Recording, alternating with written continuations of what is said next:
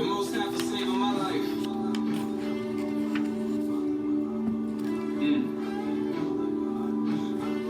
Listen, I grew up around fiends, a lot of kids dying. Another homicide led to another mama crying. Every day, bodies piling up in the alleyway. But I prayed and the Father showed me a better way. I had visions in my sleep of me dying, going to hell. I was fornicating, smoking all the weed that they could sell. I got searched a couple times, but I ain't never went to jail. Me and my cousin sat running through females like open mail, but I'm not proud of it. I wanted to change, but I couldn't because I was high from it. And my friend said I should, so I was being a follower. The proof was in the pudding. I got stabbed by some demons in my dream, you know it should be, but it woke me up. I had to change my life. I got hit with a bottle in the club after a fight. I got shot at a couple times for being too nice, but then it never hit me. I was being too friendly. In the world full of snakes, I was the one getting bitten until I hit. Shalom, big y'all. Gotta cut out them vaccines, cause they hurting our children. Gotta change up our lifestyle because it ain't working with us. Gotta put down the religion, false guys and they idols. Forget everything you thought you knew and go and pick up a Bible. Deuteronomy 28. I promise ain't nothing like it. The curses he put on the shows that make you wanna live righteous, but then I see we never listen. No, we spiritual beings, but only seeing physical. We don't believe in our God, but doing rituals. We claim we love the Most High, but never listen when he tells us that he with us. If we follow his commandments and put down the false religion, if we get it, we as children. Ain't nobody gonna kill us. Now they wanna be just like us, but it never really admitted. How we gonna lead a nation with the men on active feminists? And them into emotional. What are we overdosing on? First they kill the man, then take him out the home. Gas up the women to leave them all alone without a father in the home. Kicking the door and terrorize your home. Martial law and telephones. Been wives tapping our phones all along. Wanna know what every move. The chip is coming very soon. I've seen it on the news. My people just don't have a clue. Israel rise up. We are not their fools. You not African American. America you settled in, but you was born an Israelite. Our God is very much alive. The government is predatized and let them tell you otherwise. Time to rise up, no longer victimized. Truth will be televised. Who really wanna die? His son is while I'm still alive. Yeshua came and gave me life. I'm a living sacrifice. A higher is my father and my mother. How we sleep at night. I'm thankful for my brothers. I thank the Most High for guiding my mother in this truth. When she made Shalom, MJ. Proud of you, boy. Proud of you, son. Proud of you, man.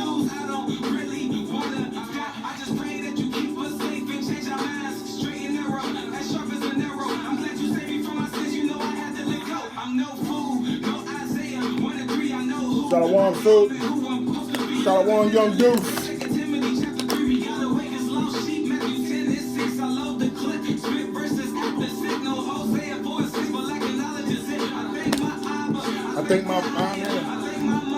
I thank Yeshua.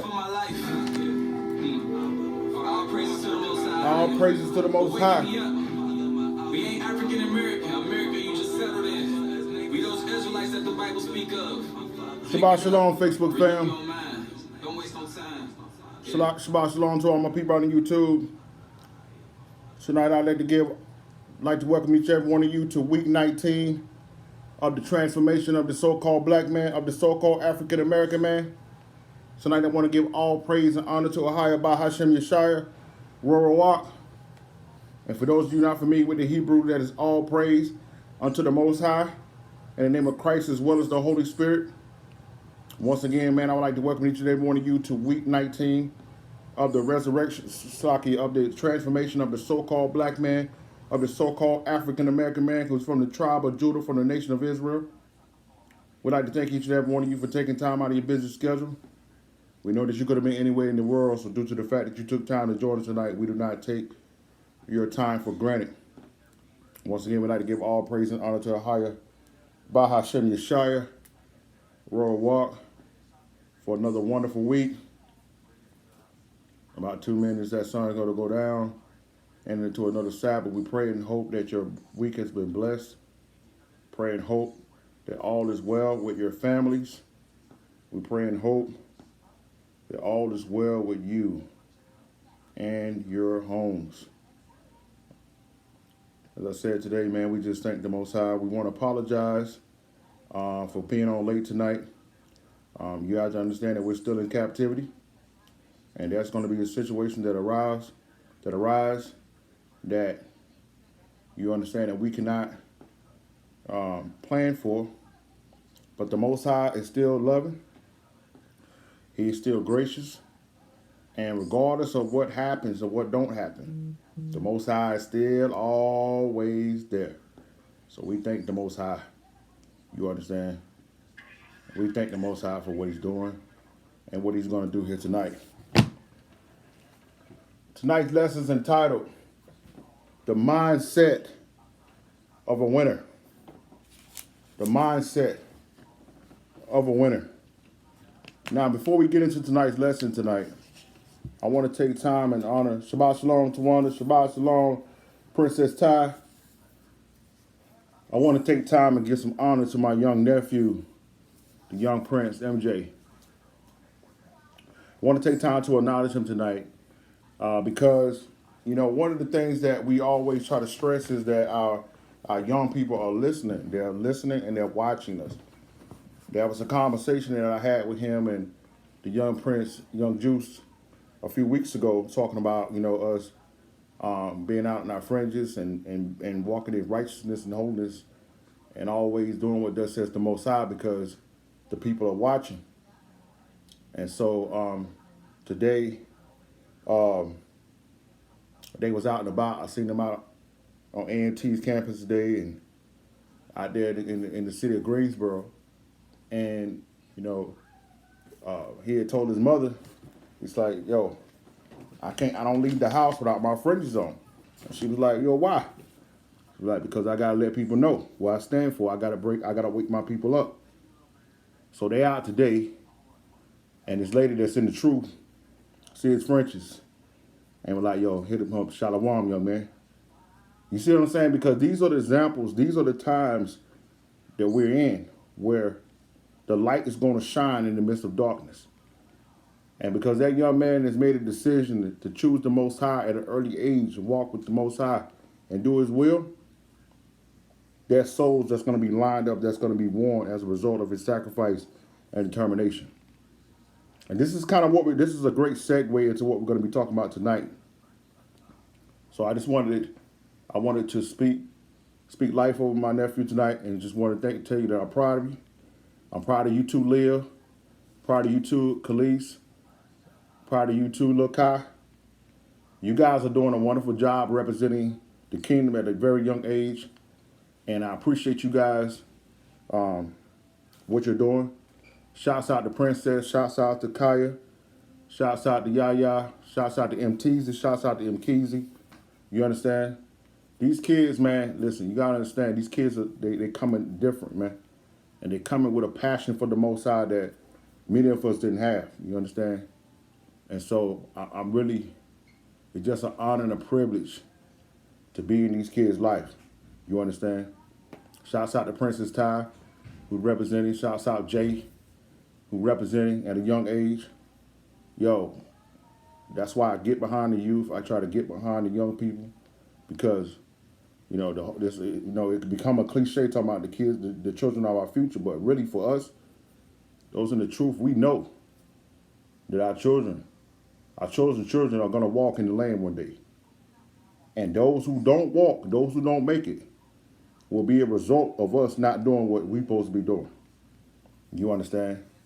And so that's why even when we have tough days, tough weeks, you understand? We're here. So what's Shalom M. Teasy? You understand? My little man, my young prince right there. So all praise to the Most High, man. Shouts to Princess, shout out to Kaya. Shouts out to Yaya and Keezy, man. Y'all my heart, man.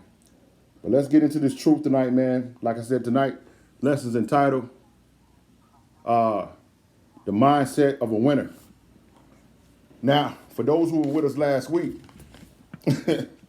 y'all, we got a lot of reviews from last week. You understand? People were like, yo, just one of those lessons that the Most High, you know, he dealt with a lot of things. And I try to tell people all the time that even though I'm the one that's bringing it out, I'm getting dealt with all week. You understand? So I don't want people to think that I'm escaping, you know what I'm saying, the conviction. I'm escaping the sword. I'm not. You understand? I'm not.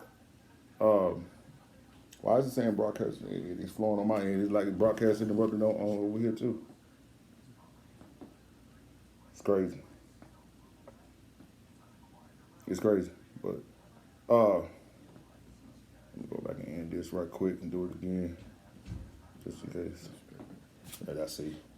That's what it is. Look. Now, when is the Wi-Fi ever been a problem?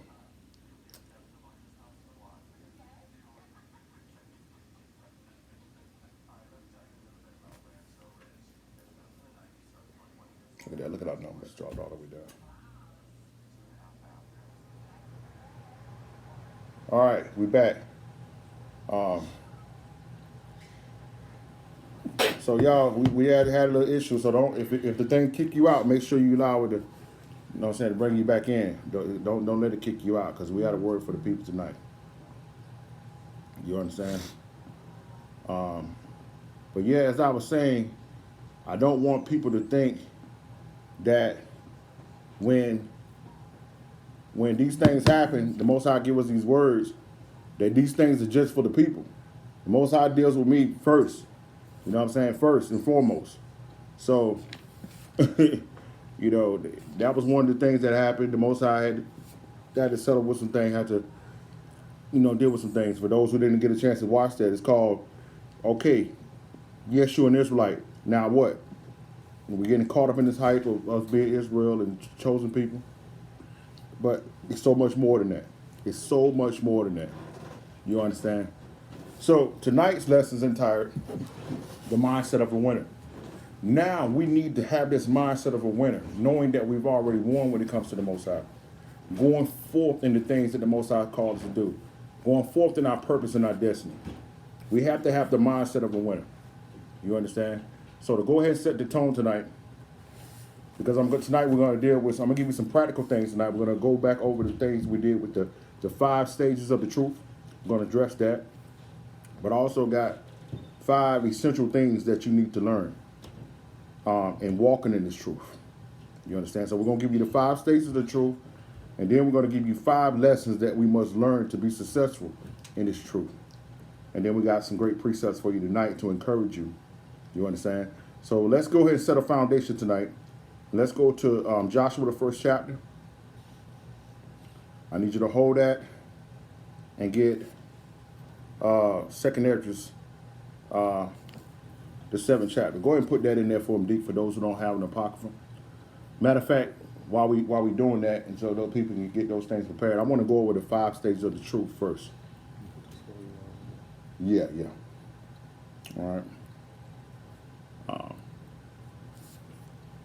I want to go over the 5 stages of the truth because that's very important. You know, I want to say on the outset is that, you know, many people, well, I'll get to that, but let me go over these 5 stages of the truth. The 5 stages of the truth is something the Most High gave me a long time ago, me and Deke a long time ago when we were starting to come into presenting this truth to the people. And it was a way to explain our experience. For those who don't know, we have a video that we did called Our Journey to the Truth. Anyone would like to see that, we would love to send it to you. But, you know, me and Jay, we came into the truth in 2014, and whatever the case may be. So when we came, we experienced, you know, this 5 stages of the truth is basically an explanation of what we went through, in a sense. We call the 1st stage, the 5th stage is called the denial stage. And that's where a lot of people are today.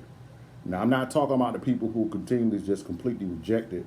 I'm just talking about the denial stage is for those who have, it's been presented to you a couple times. People, you've seen Israelites on the street corners. You came across the videos. You've seen videos on YouTube, whatever the case may be. People telling you like, yo, man, we the chosen people of Israel, or the Most High. You got to keep the law, statutes, commandments. The things that Christianity is pagan. You straight denial. I don't want to hear it. I don't care. This is what my granddaddy did. This is what my grandma did. This is what my mama did. You don't want to hear it. It's called denial stage, right? Many people stay at that denial stage their entire lives. And we're praying for those who are with us tonight for the first time, or those who come across this lesson, that we assist you in coming out of that denial stage. You understand? The 4th stage, we call it the wild stage. Wild stage. The 4th stage is that wild stage, when the Holy Spirit resonates with your spirit and shows you, yo, you are the chosen people of the Most High. That wild stage, I'm telling you, man, it's amazing. It's so enlightening. It's so exciting. It's so, you know, just, you just, it's like you're walking on cloud 9. You got all of the answers that you've been asking your whole life, the question that you've been asking your whole life, everything now is making sense. Now you've been walking around with a tunnel vision, and now it seems like you can see the world different. And you're like, man, I know he loved me. I know that Jesus died for me, but I didn't know he was me. It's amazing. Like, you just started realizing why all of the things that are happening is happening. Why do people look at you the way they look at you? Why do the other races look at you the way they look at you, right? Everything makes sense now. How you got so much in common. You black, what you call black, but you got something in common with the Mexicans. You always been able to relate to the Puerto Ricans and the so-called Native Americans and the peoples of the islands. It's just like you vibe. But now you realize, because you're brothers and sisters. But that wild stage don't last long. The denial stage lasts us a whole lot long, but the wild stage don't last that long, because what happens is, for those that's in the wild stage, it's going to make you hungry. You're going to be like Ezekiel in that 3rd chapter. You're going to eat up that tablet. You're going to eat up that scroll. And you're going to start searching. And once you start searching, it's going to gradually bring you into the angry stage. That angry stage is when you realize the long, drawn-out, blueprint, strategic effort that has been made by the Gentiles to destroy you, to keep you in the darkness, to keep you blind, to feed you sin, to feed you poison, to vaccine your body. When you look at the maps and you start discovering the archaeological information, you started reading the book of Josephus and you start reading all of these books, and you realize everything that was done to you, you get in an angry stage. And then you start being mad at the so-called white man. You start being mad at the so-called Arabs. You start being mad at all the Asians. And you start being mad at your pastor. And you start being mad at your family. And you mad at the government. And you mad at the police. You mad at everybody. And unfortunately, ladies and gentlemen, a lot of our brothers and sisters who are in the truth are still in that angry stage. And many of them are going to die in that angry stage. And I want to put it out here, right now, that in order to have the mindset of a winner, you cannot be in the angry stage. Shalom, Ak, Shabbat Shalom. Good seeing you on with us tonight, Ak. You cannot survive in that angry stage. You will never reach your potential in that angry stage. Your purpose will never be achieved in that angry stage. 4th stage, you move into the debate stage. Debate stage is now you done got some meat on your bones. You done got some precept game up. You got some understanding, some historical and secular information now. And now you're walking around every day looking for the beef. You're hoping that Jehovah's Witnesses come to your house, right? Every Thanksgiving, every Easter, every cookout that your family have, you coming in with books, right? You coming in looking for it. You're scrolling down social media. You hoping that you see someone, a Christian, a Catholic, or a Muslim, or some teaching. You ready to go on and debate them and do all of these things. But the problem is that during that debate stage, the 4th stage of the 5 stages of the truth, is that what you will do a lot of times, if that debate stage will have you lingering back into the anger stage. Ladies and gentlemen, those who are in the debate stage will never reach their potential. Those in the debate stage will never solve their purpose, achieve their purpose. Those in the anger stage will never have the mindset of a winner. But eventually, through the help of the Most High, and through an elder, and through brothers and sisters that love you, you will be able to get to the 5th stage, and the 5th stage is the love stage. And the love stage is when you realize that the white man never enslaved you. Our ancestors sinned and put themselves in this place. That the Arabs never enslaved you. That we put ourselves in that position. that we never, ever, ever had to be here, but our choices brought us to here. That it's nobody's fault but ourselves. And now you begin to walk in love. You start loving your brothers. You start loving your sisters. You putting down, and now the law is engulfed in your heart. Now the Spirit is making your decisions. Now you love not only your people in the truth, but you love your family that's still in paganism. Not only do you love your own family, but you got family everywhere you go. And even you love the Gentiles, and you continue and stay focused on being light unto the Gentiles. You are relatable. You're presentable. You have everything you need inside of you to do the will of the Most High. And this is the only stage that has the mindset of a winner. So I wanted to put that out there. That if I have described you at whatever stage you're in right now, know that you won't ever have the mindset of a winner until you reach the love stage.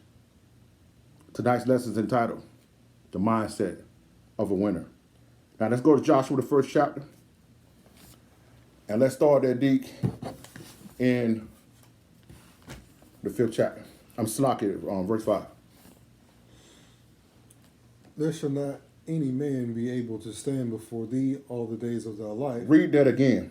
There shall not any man be able to stand before thee all the days of thy life. You have to understand, ladies and gentlemen, that one of the things that you hear a lot of from my Christian brothers and sisters, what you guys hear a lot of times in your churches when your pastors is let your haters be your motivators.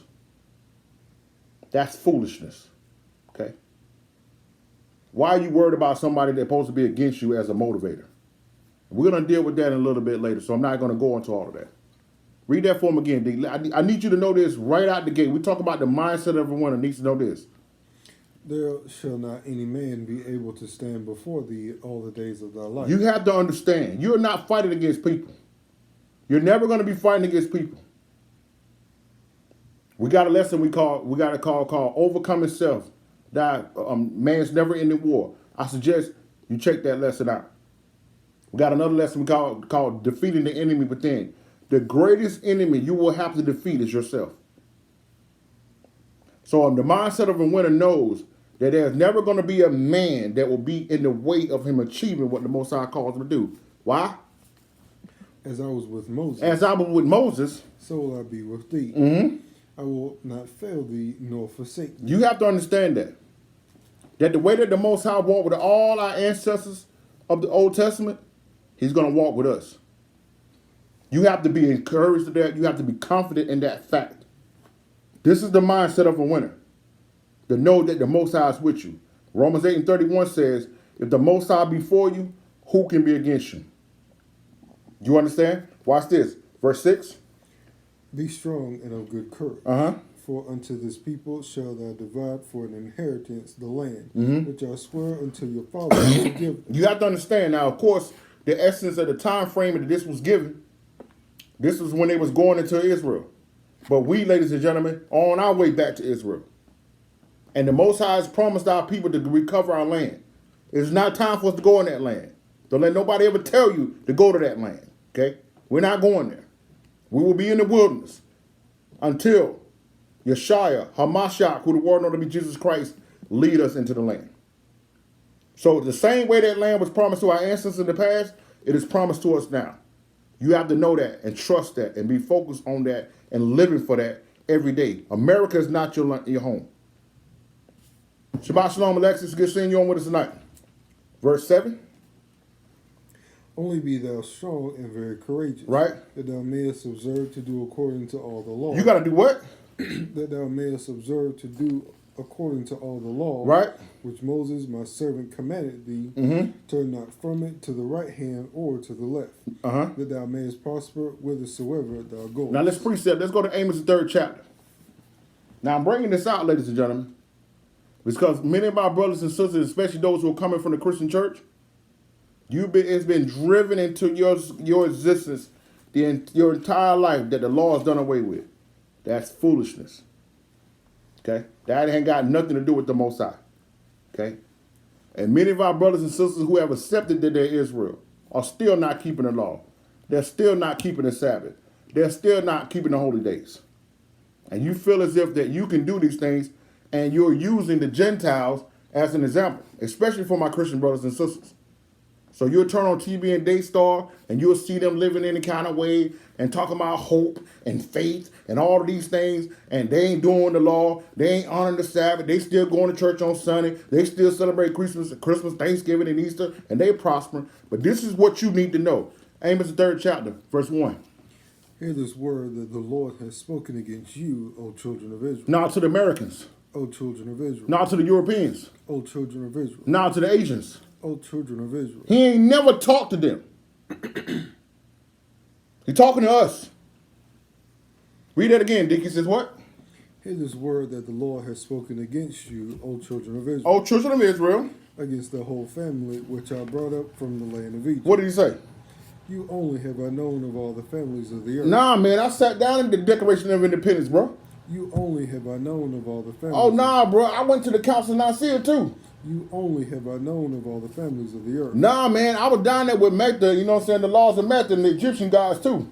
You only have I known of all the families of the earth. Nah, bro. I rock with Hotep, Yoruba, Ashay, and all those cats. All them my people. You only have I known of all the families of the earth. Nah, man, I sent a representative to the Congress, to the U.S. Senate, I was there at the Democratic debate the other night. I rock with all that. You only have I known of all the families of the earth. You only have I known for all the families of the earth. Therefore, I will punish you for all your iniquities. I will punish you. The Gentiles will never be responsible for keeping the law. And they know that they're in power because our ancestors did not keep the law. That's why they teach you not to keep the law. You cannot follow them. You cannot pattern your life off of them. They don't have nothing to tell you. You understand? Verse 3. Can two walk together except they be agreed. You cannot walk with the Most High unless you agree with them. I'm seeing people use this scripture right here for marriages. Nah, I ain't talking about no marriage. I'm talking about your marriage and relationship with the Most High. You understand? So I wanted to put that out there. We're talking about the mindset of a winner. Let's go back to Joshua. We're talking about the mindset of a winner. You got to have that understanding that you're playing with a different set of rules here. You understand? Now read verse 7 for him again, D. We're in Joshua, the 1st chapter. Verse 7. Only be thou strong and very courageous. Right. That thou mayest observe to do according to all the law. He said what? All of what? That thou mayest observe to do according to all the law which Moses my servant commanded thee. Right. Turn not from it to the right hand. Turn not from it from the right hand. Or to the left. Or to the left. That thou mayest prosper whithersoever thou goest. You see that? You see that? So if you want to prosper, the mindset of a winner would know that that law got to be with me the whole step, every step of the way. Verse 8. This book of the law shall not depart out of thy mouth. Nah, I ain't got to worry about that law, man. I'm up in grace. This book of the law shall not depart out of thy mouth. Right. But thou shalt Meditate therein day and night. Right. That thou mayest observe to do all according to all that is written therein. Nah, I ain't got to worry about some of that stuff done with. That thou mayest observe to do according to all that is written therein. Mm-hmm. For then thou shalt make thy way prosperous. He said we're going to do what? For then thou shalt make thy way prosperous. Then thou shalt make thy way prosperous. Notice the fact that he says when you observe to do the all in the law, you are making your own self prosperous by doing what thus says the Most High. And he said, what else? And then thou shalt have good success. So let me put this out here. Because we talk about tonight, mindset of a winner. See, the deception of Satan is that some of you done got money in your businesses. Some of you done got money, you know what I'm saying, on your jobs and in your careers. Some of you done got money, you know what I'm saying, by your college degrees and your work ethic. That's all great. But ladies and gentlemen, if you have not been keeping the law, statute, commandments of the Most High God, that success didn't come from the Most High. And I know that's going to sting. I know that's hard for you to accept. But this is what happens when you come into the truth of who you are, that you're not black, that you're not an African American, that you're from the tribe of Judah, from the nation of Israel, and you walk away from those things, this is why many of us go down to a lower state. Because you realize that you're no longer part of Satan's system anymore. Satan's system teaches you to break the Sabbath, to break the law, to eat any kind of food you want to serve pagan holidays, and all of that. So this is the deception that Satan does. By giving some of us money, that's giving you good bank accounts and letting you take trips, and you ain't been keeping the law. You ain't been keeping the holy days. And you say, yo, man, no, God is blessing me. Yeah, he is, but it ain't the Most High. You understand? We talk about tonight the mindset of a winner. Watch this, verse 9. Have not I commanded thee, be strong and of good courage. Be not afraid, neither be thou dismayed, for the Lord thy God is with thee whithersoever thou goest. And he will be with you wherever you go. Tonight's lesson is entitled The Mindset of a Winner. Now, let's go to the Apocrypha. Let's go to 2nd Ezra, the 7th chapter. And I want to prove this because one of the things, ladies and gentlemen, that is difficult for our people to accept is that it always seems that it's so much more difficult for us, our people, to achieve, right? You know, we got accustomed to hearing as a kid, and we tell the youth that up under us, we tell them, you know, you got to be 3 times as smarter. You got to work 4 times as harder. What kind of madness is that if you think about it? Why is it that we got to be the hardest? We got to work more harder than everybody else. We got to be smarter than everybody. Shouldn't that tell us that that system is set up for us to fail? But the Most High has a system. The Most High has a plan that if you follow that, you'll be prosperous. Now, I just need you to just be real with yourself. You don't got to be real with me. Just be real with yourself here. For the people that you know in your life right now, who are not living check to check, I'm talking about who are successful, who have a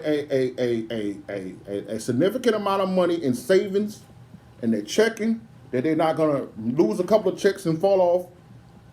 Houses are paid off, cars are paid off, life insurance, tuition and things for colleges and money put away for medical expenses, all these things. I'm talking about comfortable, right? For the people that you know in your family, friends, or just by way of social media, whatever way you know them, how many of them you know are keeping the law, statute, commandments of the Most High, celebrating the holy days, keeping the Sabbath, and walking in the truth? I dare say it's 0. But everybody's saying they blessed, though, right? And when you look in this book, when you read the recipe of what the Most High says, how you get blessed, nobody is following that. But yet you're seeing people do okay. And the question you need to ask yourself, who's doing it? And that's the thing that our people, especially our Christian brothers and sisters, don't want to admit. They want to put everything on the devil. When it's bad, it's the devil. Right? But when it's good, and we're going to talk about that in a minute, oh, it's God. Until it fall apart, and then it's the devil. Do you understand? But I'm going to show you why that it's always been difficult for us, and how the mindset of a winner has to know this and have to be aware of this going forward. 2nd Ezra, the 7th chapter. For those who don't have an apocrypha, you go to get your 7th tablet, or laptop, or cell phone, and go to Google. We got it in the box. You put in the number 2, ESDRAS, chapter 7. And Deke, let's start there at verse 1. Watch this. When I had made an end of speaking these words, there was sent unto me the angel which had been sent unto me the night before. Now, so for those who have an apocrypha, who have studied the apocrypha on a continuous basis, you know in chapter 5 and 6 that Ezra had been in this dialogue with the Most High, praying to the Most High, seeking the Most High for understanding, and the Most High was keep sending the angel down to break things down to him.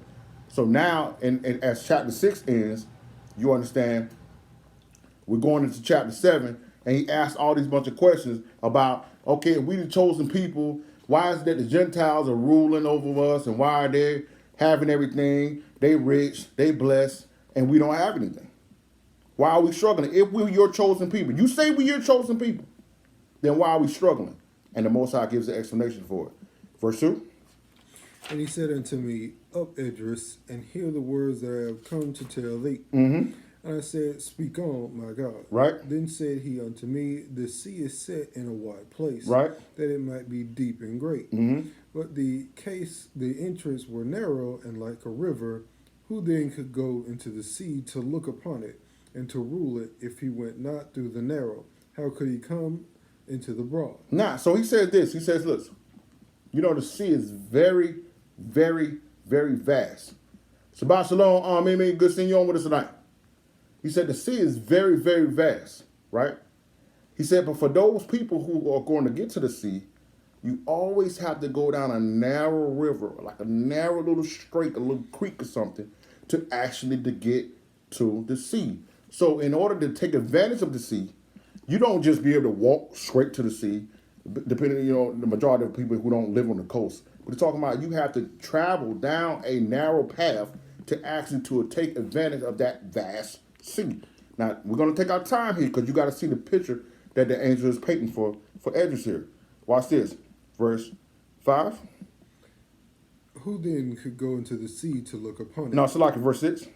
There is also another thing. Right. A city is builded and set upon a broad field, Mm-hmm. and is full of all good things. Right.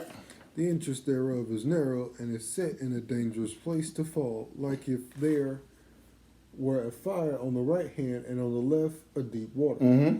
Only one path between them both, even between the fire and the water, so small that could one man go there at once. If this city now were given unto a man for an inheritance, if he never shall pass through the danger set before it, how shall he receive this inheritance? So then he's described like a city that's full of all of these great things, right?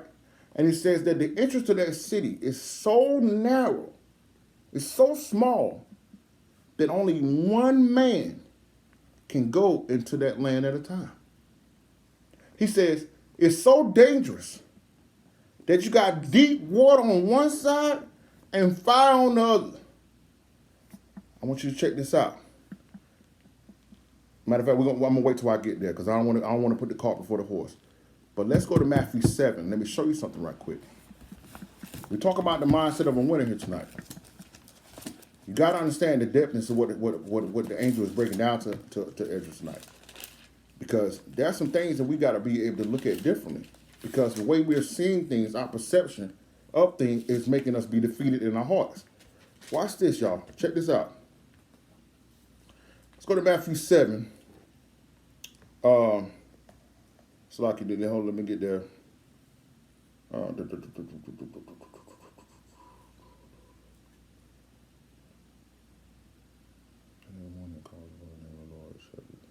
He that doeth the will of my Father, which is in heaven.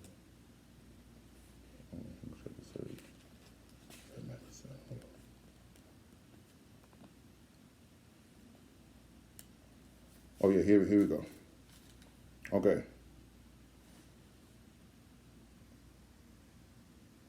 Hold on, 1 second. 14, 15. Oh yeah. There we go. Here we go. Verse 13, Matthew 7 and 13. Check this out. Enter ye in at the straight gate, for wide is the gate, and broad is the way that leadeth to destruction, Mm-hmm. and many there be go into thereat. Notice what he said there. Yeshua is telling them to enter into that straight gate because broad is the way where destruction. This is one of the things that is so difficult for our people that are walking in the truth now, because it's only a small amount of people, especially the ones that you know personally, who are walking in this truth and this true identity that they are, that they're not black, that they're not African Americans, that we're from the tribe of Judah, from the nation of Israel. So the majority of your family, the majority of your friends, the majority of the people in your community are still walking in darkness, still walking in lies and paganism. And now, because everybody else is going off, seeming like they're having a good time, I'm not talking about the people in the world. I'm talking about the ones you're having to deal with, those that are in the Christian church. It seems like, yo, this can't be right. I done had so many people from the Christian church come to me over the last 5 years and say, yeah, we're the children of Israel. I'm talking about Gentiles and Israelites. Yeah, we the children of Israel. Yeah, y'all the children of Israel. But when you start looking at the stipulations and what it actually takes to walk in the truth, they're like, man, I'm going back to the Christian church. It's easy. I ain't got to do nothing over there. No accountability. I don't got to do nothing. Just show up on Sundays. Celebrate Christmas, Easter, and Thanksgiving. I'm going to heaven. But when you go over here and you actually start following the Bible, it's different. Read it again. Matthew 7:13. Enter ye in at the straight gate. Right. For wide is the gate and broad is the way that leadeth to destruction. Mm-hmm. And many there be which go in thereat. So you're going to see a lot of people going that way. So you got to go ahead and get your mind wrapped around this whole thing and stop worried about crowds. I told the people the other day on Facebook the other day, the Most High, I know people probably wondering like, yo, Elhead done fell back from posting. He just do teaching now. But notice I started posting this week because the Most High, because of what he gave us last Sabbath, he told me to start encouraging the people throughout the week so they be prepared for this lesson. And one of the things the Most High told me to tell the people was, you don't need a lot of people to do his vision, to complete the vision that the Most High give you. You need the right people. And many of you right now, the Most High is giving a vision, whether it be ministry, whether it be entrepreneurship, whether it be some type of innovation in the community, some type of community work, whatever the case may be. And you don't got this large crowd, you don't got no sponsors, you don't got no people sewing, you don't got a lot of volunteers, you don't got a lot of this and that. And you're seeing that as, yo, it can't be right. This can't be the Most High because you ain't got a lot of people. You don't need a lot of people. You need the right people. Because a lot of people are going to be going off on other things. But he says, what? Verse 14? Because straight is the gate, and narrow is the way which leadeth unto life. Lead unto where? Leadeth unto life. Uh-huh. And few there be that find it. And you got to understand that. It's only going to be a few that find it. We talk about the mindset of a winner. If you want to win this kingdom, if you want to be a winner with the Most High, you're going to have to accept the fact that you may be doing a lot of this alone or with a very few. Now let's go back to 2 Ezra 7. Watch this. And read that last part again, D. That verse 8 again. No, verse 9 again. Slack. If this city now were given unto a man for an inheritance, if he never shall pass the danger set before it, how shall he receive this inheritance? So if he's not willing to go through the danger, if he's not willing to go through the hard times and the suffering, how will he ever obtain this inheritance? And look at what he says here, ladies and gentlemen. Verse 9, verse 10. As I said, it is so, Lord. Then said he unto me, even so also is Israel's portion. Even so is Israel's portion. You see, ladies and gentlemen, many of you are excited to be the fact that you're chosen. Many of you are excited to be known that the Most High sent Yeshua to die for you. Many of you love the fact that the names of our ancestors, Slakia, is on the gates. Many of you love the fact that you're going to be ruling in the kingdom. But what you have not accepted the fact is the difficultness that you're going to have to go through to obtain it. And that's what the lesson was like last week. Okay, yes, you're an Israelite. Now what? And the mindset of a winner will understand at the gate what the Most High has for me is not going to be easily obtained. I'm not going to be able to walk the road that everybody else is walking. I'm going to have more challenges. I'm going to deal with more attacks. I'm going to have more mountains. I'm going to have more troubles. You understand? Because as long as you was in the church, hollering and hooping and running around, nobody had a problem. Now, everybody's against you now when you're keeping the law. Everybody's against you now when you don't want to be a part of the holidays. Everybody's against you now when you ain't returning their calls and texts. Everybody's against you now when you're no longer fornicating and doing all these things of the world. They're going to have a problem with you. More importantly, Satan's got a problem with you. And you have to understand that this is Israel's portion. Watch this. Verse 11. Because for their sakes I made the world. Read that again. Because for their sakes I made the world. He made the world for us.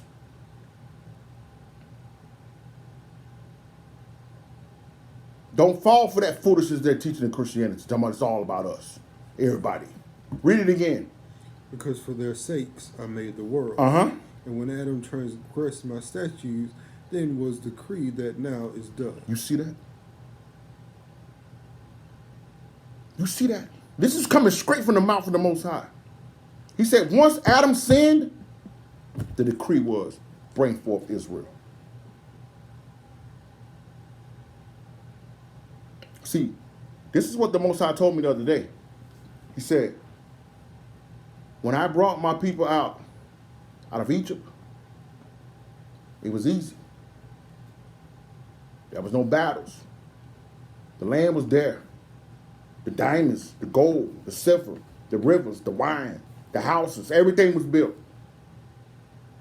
The only thing they had to do is follow the law, go in. It ain't going to be that way anymore. Because what he got for us this time is 100 times better than what our ancestors had. This means it's going to require 100 times more of a sacrifice, 100 times more perseverance, 100 times more willing to sacrifice, 100 times more willing to be determined to go get what thus says the Most High. We talk about the mindset of a winner. Read that again, Dick. He says what? Because for their sakes I made the world. Mm-hmm. And when Adam transgressed my statutes, then was decreed that now is done. Right, verse 12. Then were the interests of this world made narrow, Right. full of sorrow and travail. They are but few and evil, full of perils and very painful. So then the Most High said, as a result of that, now the interest into him got narrow. Before that, anybody could go through. It was easy. The Most High was going to give eternal life, immortality, no sickness, no nothing. But once the sin came and man chose the things of the world, he said, shoo. Now I'm going to give you a few days with struggles, problems, issues you got to overcome. But it's going to be more sweeter for those who really want it. Watch this. Watch this. Verse 14. Verse 13. For the interests of the elder world were wide and sure, Mm-hmm. and brought immortal fruit. Mm-hmm.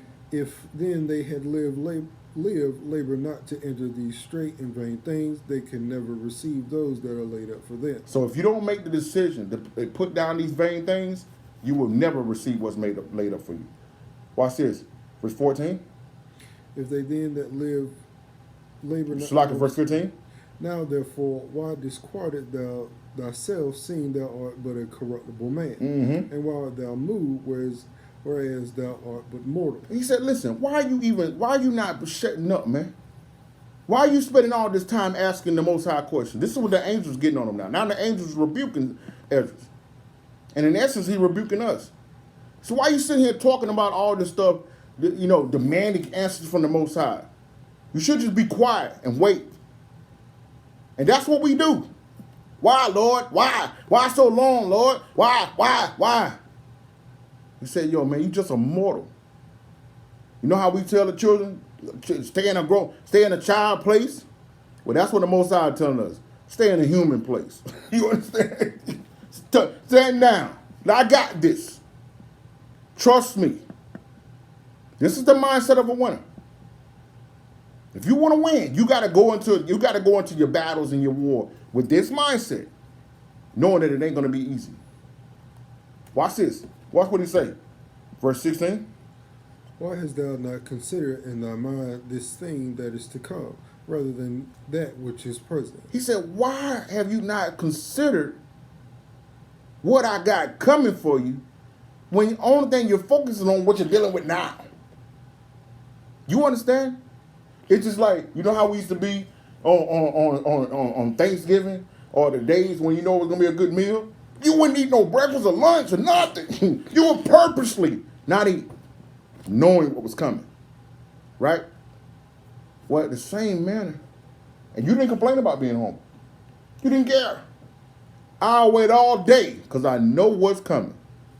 And that's what the Most High is saying is, why your mind is not focused on what's to come? Why are you so caught up in what you're seeing right now?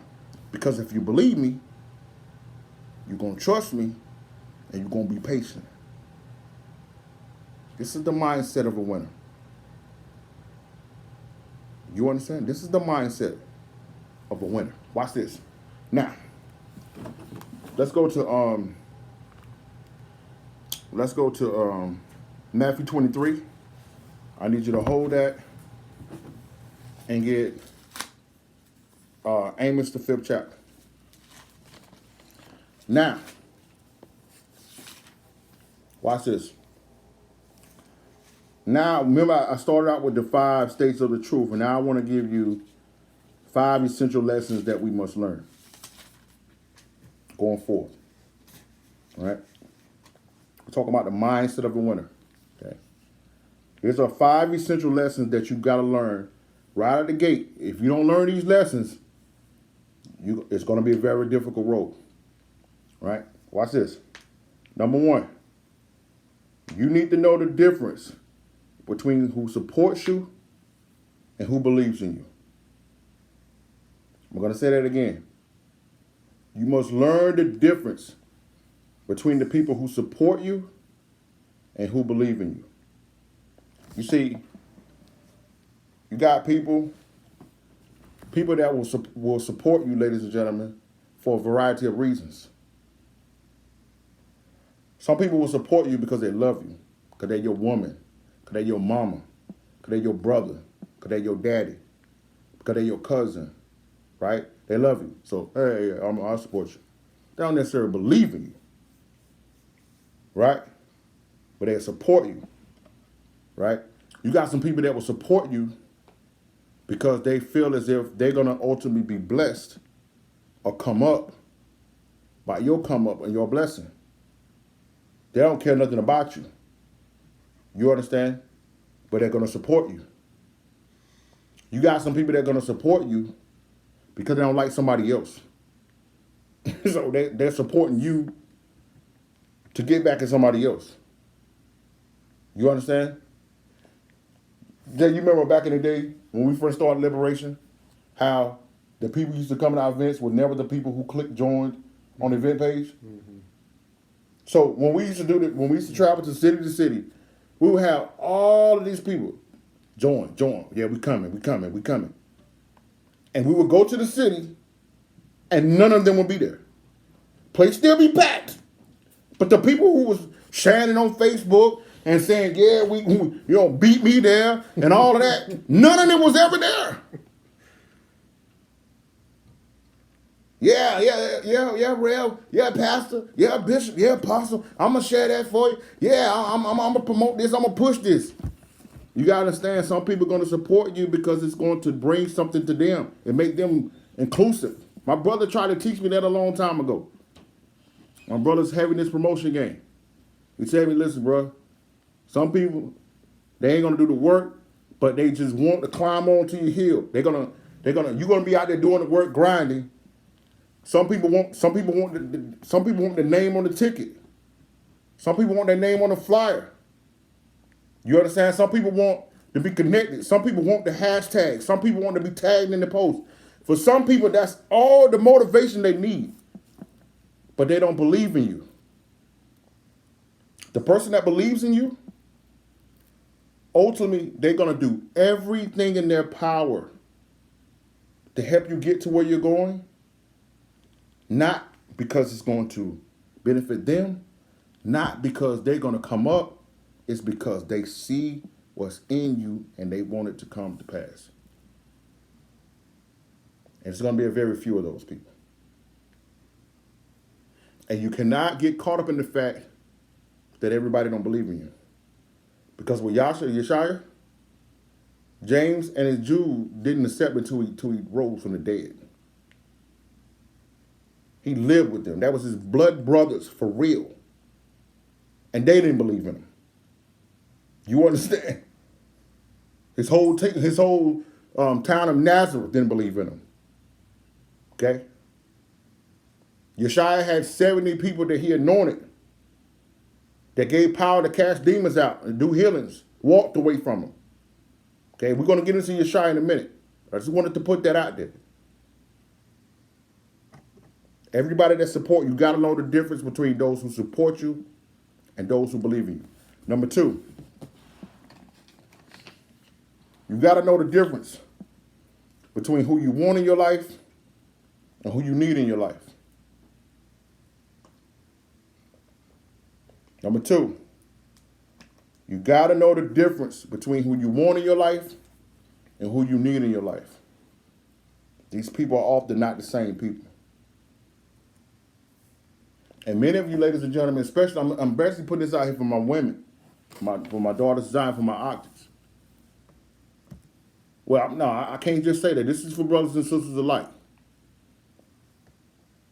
Some of you guys are making a decision based on who you are today.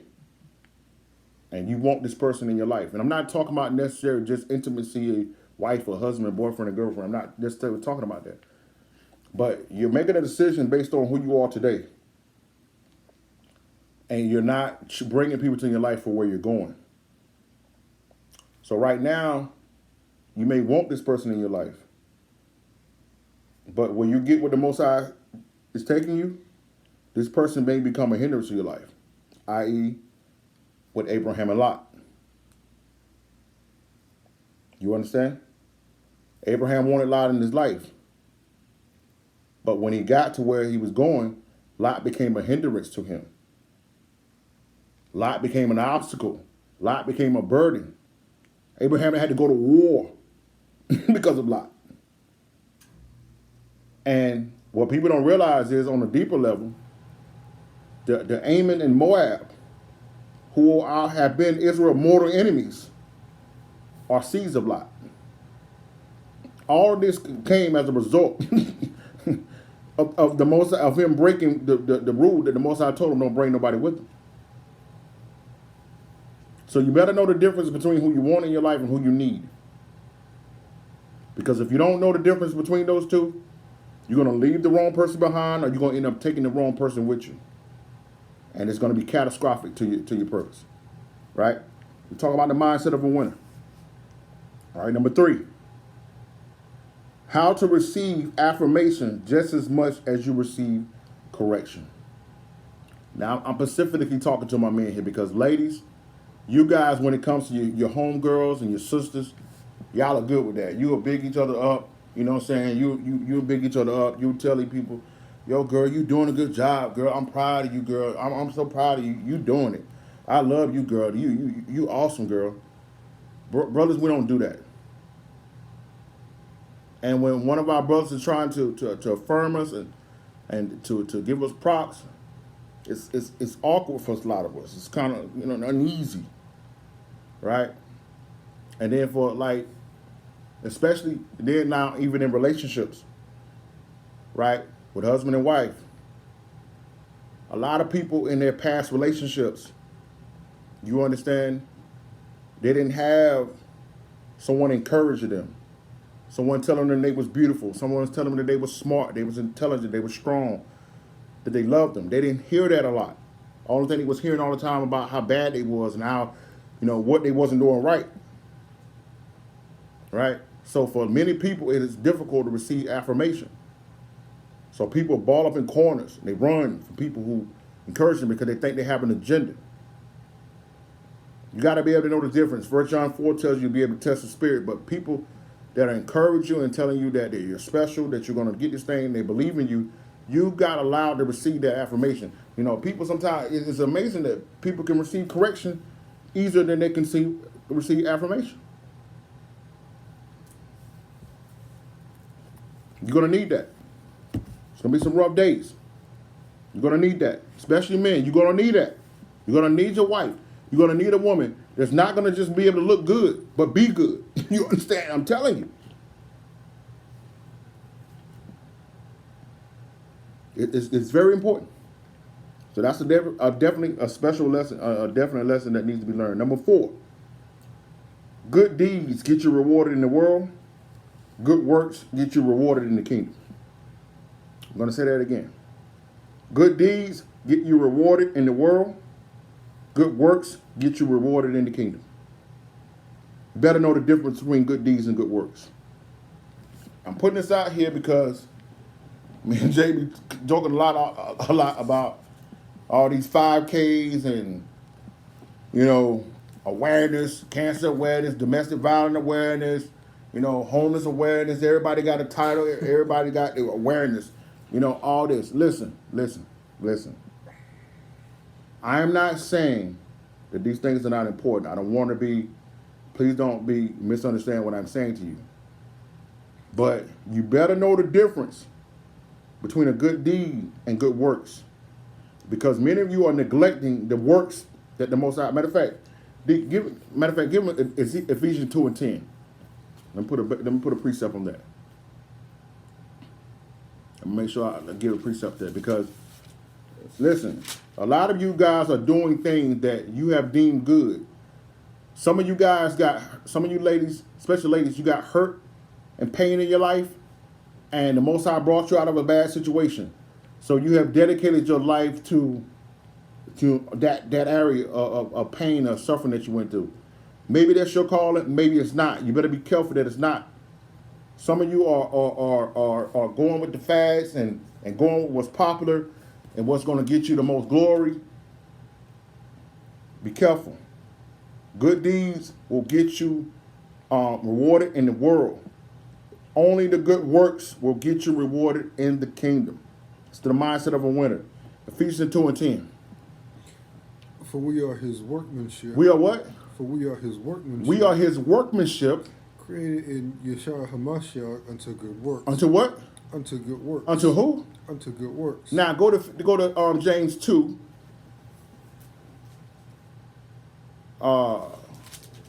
Verse 18. So you was created, ladies and gentlemen, to do good works. You have been developed and brought into the image of Hamashiach to do the works that was laid on your hands. You understand? James 2 and 18. Of his own will begat he us with the word of truth, that we should be a kind of first fruits of his No, creation. Slaki. James, no, that's 1 and 18, D. James 2 and 18. Oh, my bad. Yea, a man may say, thou hast faith, and I have works. Mm-hmm. Show me thy faith without works, and I show you thee my faith by my works. You see that? So you can't say that you have faith in the Most High, but you're not doing anything to further the works of the Most High. Listen, give your time to organizations, give your time to personal causes, give your time to help the needy, the poor. Do those things, but don't be consumed with those things if those are not your calling. You got to do the works of the Most High. I just wanted to put that out there. Last but not least, number 5. You need to know the difference between being good and godly and positive and righteous. Let me say that again. You need to know the difference between being good and godly. Listen, everybody's getting the title of good man and good woman these days. Everybody's getting that title now. And that's based on the standard of whoever giving the title. I hear drug dealers get called good men now because they buy toys during Christmas and turkeys during Thanksgiving. Yeah, that's a good man. Boy, stop. I kill people 362 days out of the year, but on 2 days out of the year, I buy some toys and some turkeys. And then, matter of fact, I throw another day here and there and buy a couple book bags. And then people say, yo, that guy's a good man. He was woke. He was waking his people up. To what? To who? It's a good man. That's a good woman right there, man. It's a good woman. You know what I'm saying? She you know what I'm saying? She'll open her door, you know what I'm saying, to feed anybody. That's great. She fed some hungry people. All praise to the Most High for that. But they don't tell the story that she was getting it by prostituting herself and pimping herself. That's how she had the money.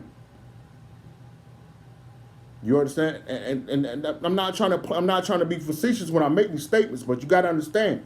You better know the difference between good and godly. That's right. That's right, baby girl. Need a brow look yourselves. You understand that? This is what's going down. Everybody's good now.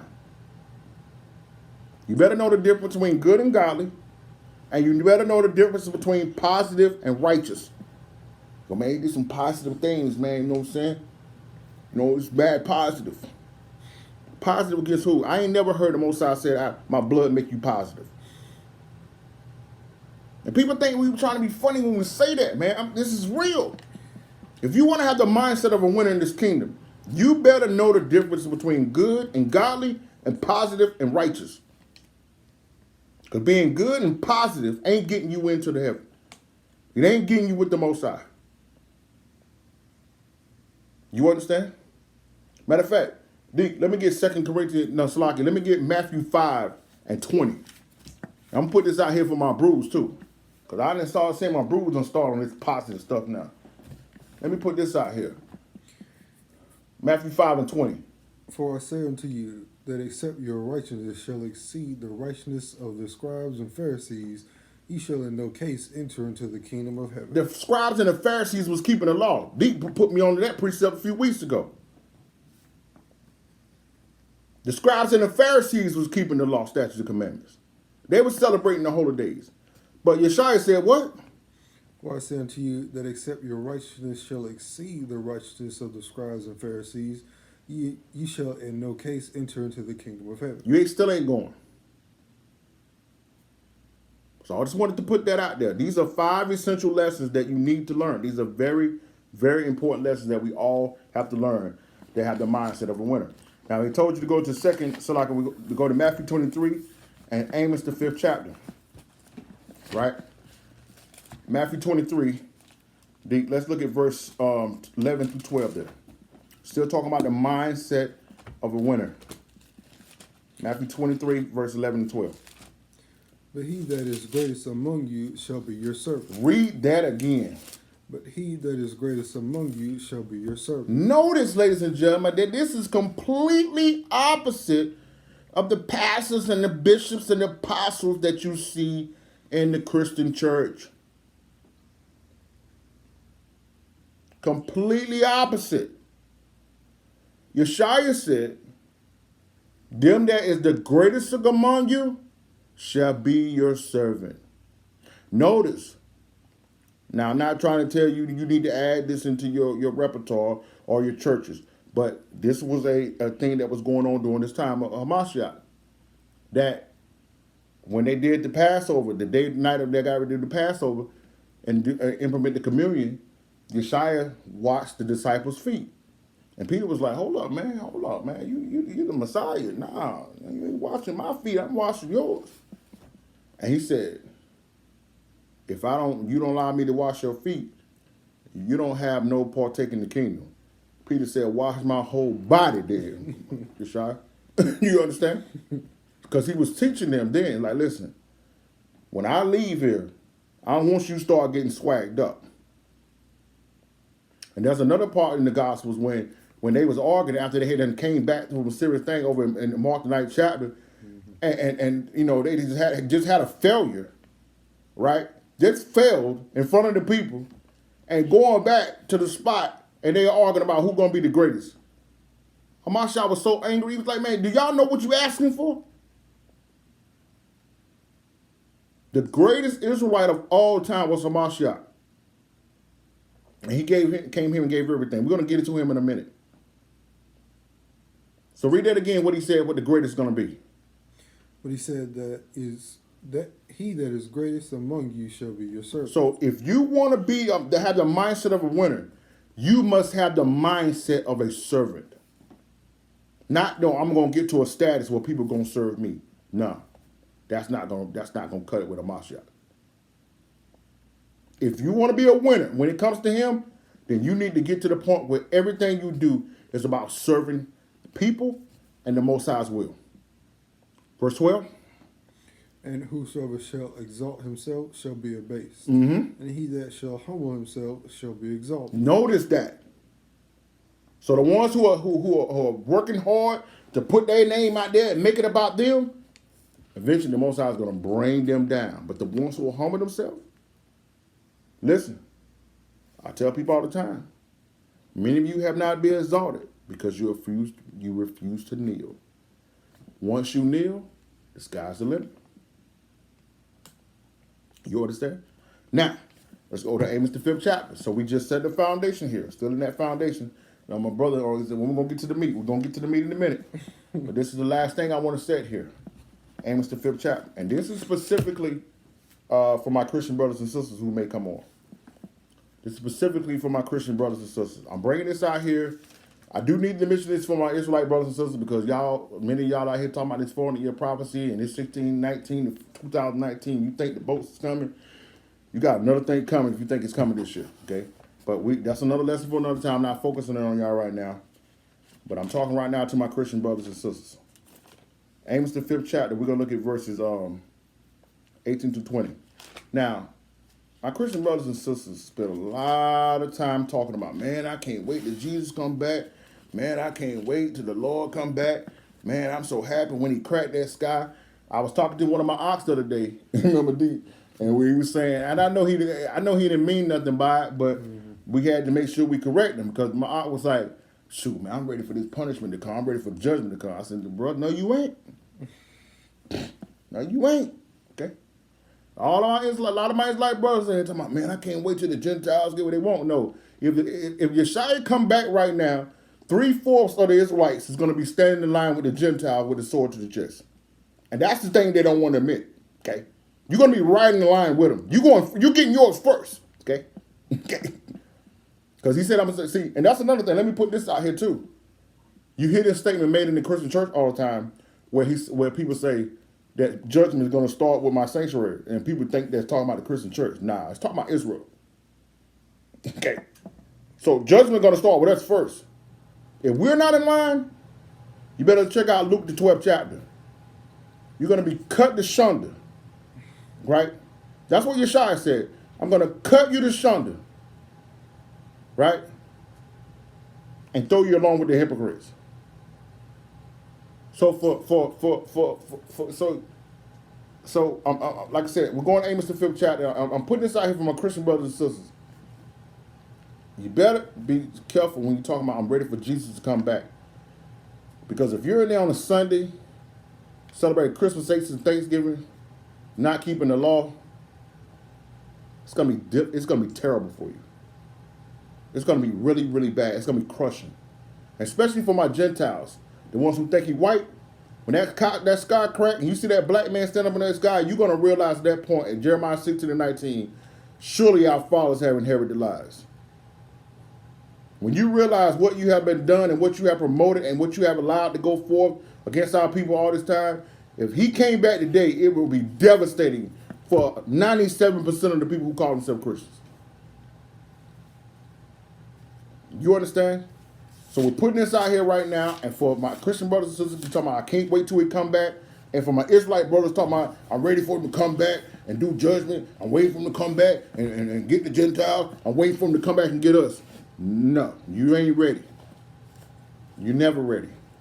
The Bible says that when he cracked that sky, even the righteous is going to be scared. Go ahead, D, bring that out. And then shall read the chapter and verse. Matthew 24 and 30. Mm-hmm. And then shall appear the sign of the Son of Man in heaven, and shall all the tribes of the earth mourn. You said what? And shall all the tribes of the earth mourn. No, they're going to cheer, man. And shall all the tribes of the earth mourn, and they shall see the Son of Man coming in clouds of heaven with power and great glory. And great glory. There ain't going to be no happy days. Okay? The Bible says that the Most High had to shorten the days because if he didn't, even the elect wouldn't be here. So we're going to be out in the wilderness. Our people are going to be out in the wilderness going through it. There ain't going to be no old happy days. You understand? So I'm going here tonight to say if you got to have a mindset of a winner, you're not going to be sitting around talking about, man, I want Jesus to come back now. No, you're going to be working on every day to get yourself right, just in case he come back now. Amos 5, verse 18. Woe unto you that desire the day of the Lord. Read that again. Woe unto you that desire the day of the Lord. To what end is it for you? What end is it for you? If Yeshua came back here tonight, Really, are you ready? That's right, my queen. If Yeshua came back here tonight, are you really honestly can say you ready to go? You ready for the kingdom to get set up? We got to be honest. Read it again, Deke. He says what? Woe unto you that desire the day of the Lord. Woe unto you that desire the day of the Lord. To what end is it for you? What is it really going to be? Go ahead. The day of the Lord is darkness and not light. You got to understand, when you go to Matthew 24, that's telling you, he said that the sun ain't going to shine no more, the moon ain't going to be shining, and all of the stars going to be crashed to the earth. Did that sound like a walk in the lily fields rapture that they teaching in the Christian church? They clapping down that when Yeshua come back and crack the sky, that all the people going to leave and go back to heaven, and it's going to be 7 years. How they going to have 7 years on the earth, no sun, no moon, no stars? And for those who haven't got a chance to see our lesson that we did on the rapture, we got a full lesson on the rapture. If you want it, we'll send it to you. Read that again, though, Deacon. Says what? Woe unto you that desire the day of the Lord. Woe unto you that desire the day of the Lord. To what end is it for you? Right. The day of the Lord is darkness and not light. Verse 19. As if a man did flee from a lion and a bear met him. He ran from a lion and runs into a bear. This is what it's going to be like when Yeshua comes. Are you ready for that? What else?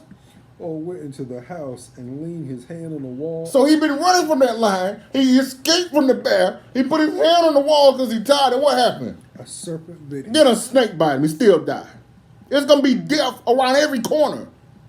Are you really ready for that? What else?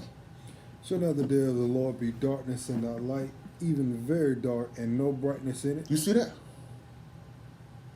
So the mindset of a winner is not going to be sitting around talking about, I want this escape, I want this backup plan when I ain't got to do no more work and Jesus come back and get me out of it.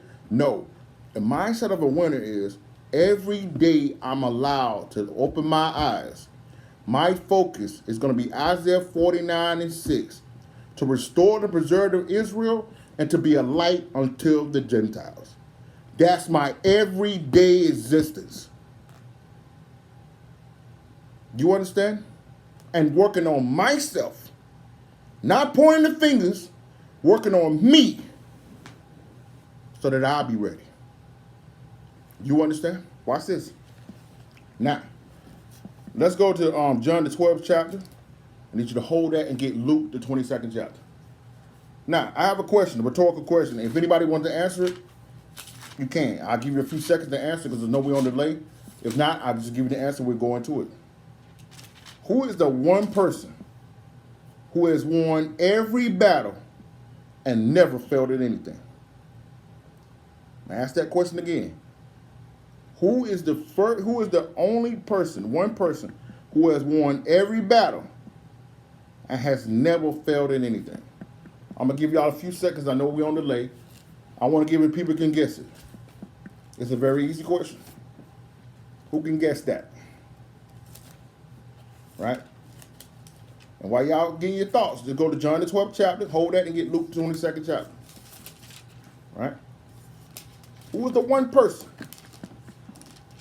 who has won every battle and never failed in anything? Who is that one person? Right? Anybody. Anybody can answer.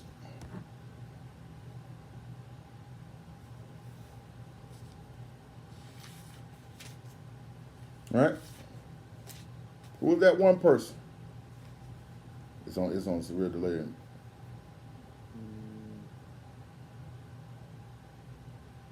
is. Yeah, because you just said who's that one person. Okay.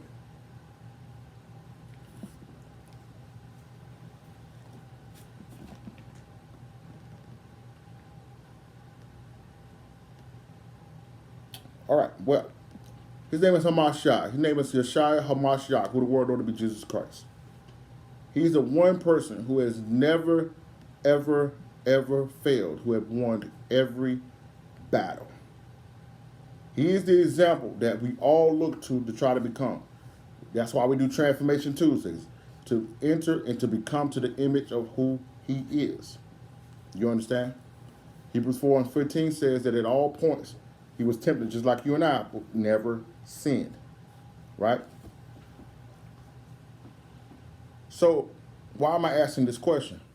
Well, you would think that the person who has never felt anything, who won every battle that they fought, who never sinned, never struggled. And I'm going to show you in these next 4 precepts Hamashiach's struggles, Hamashiach's battles, Hamashiach's temptations. And I'm going to show you these things because the mindset of a winner will understand. Matter of fact, before I go there, give me Sirach 2:1 while I set this up. Because I'm going there, I want to show you these precepts of Hamashiach because many of you are beating yourselves up. You're giving yourselves a hard time because you're having battles.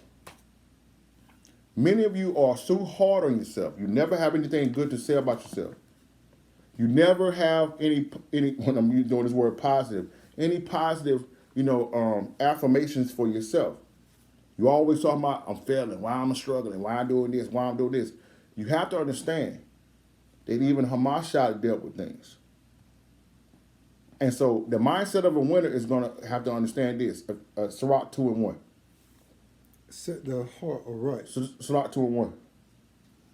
Oh, my son, if thou come to serve the Lord, If you come to serve the Most High, prepare thy soul for temptation. you have to prepare your soul for temptation. Now, give me James 1:14. So you have to know, number one, when you come to serve the Most High, you have to prepare your soul for temptation. But give me James 1:14. But every man is tempted when he is drawn away of his own lust. When he's done what? Drawn away of his own lust. When he's drawn away from his own lust. Go ahead. And enticed. And enticed. So, what is that saying? The battle, ladies and gentlemen, is not going to necessarily be you. It's going to be the inner you. It's not about your desire to please the Most High. Some of you have great desire to be pleasing the Most High. You don't have a work ethic. You don't have the knowledge. You don't have the Holy Spirit. You don't have a foundation of the Bible inside of you. Because I dare say for many of you, that especially coming out of the Christian church, you didn't need it. It was never utilized. It's a different walk in this truth. These precepts is the gas. And you can fill up, but you're going to have to fill up again. You understand?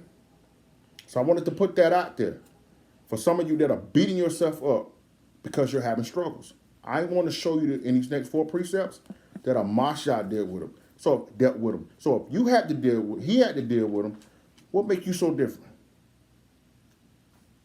You understand? Watch this. John 12.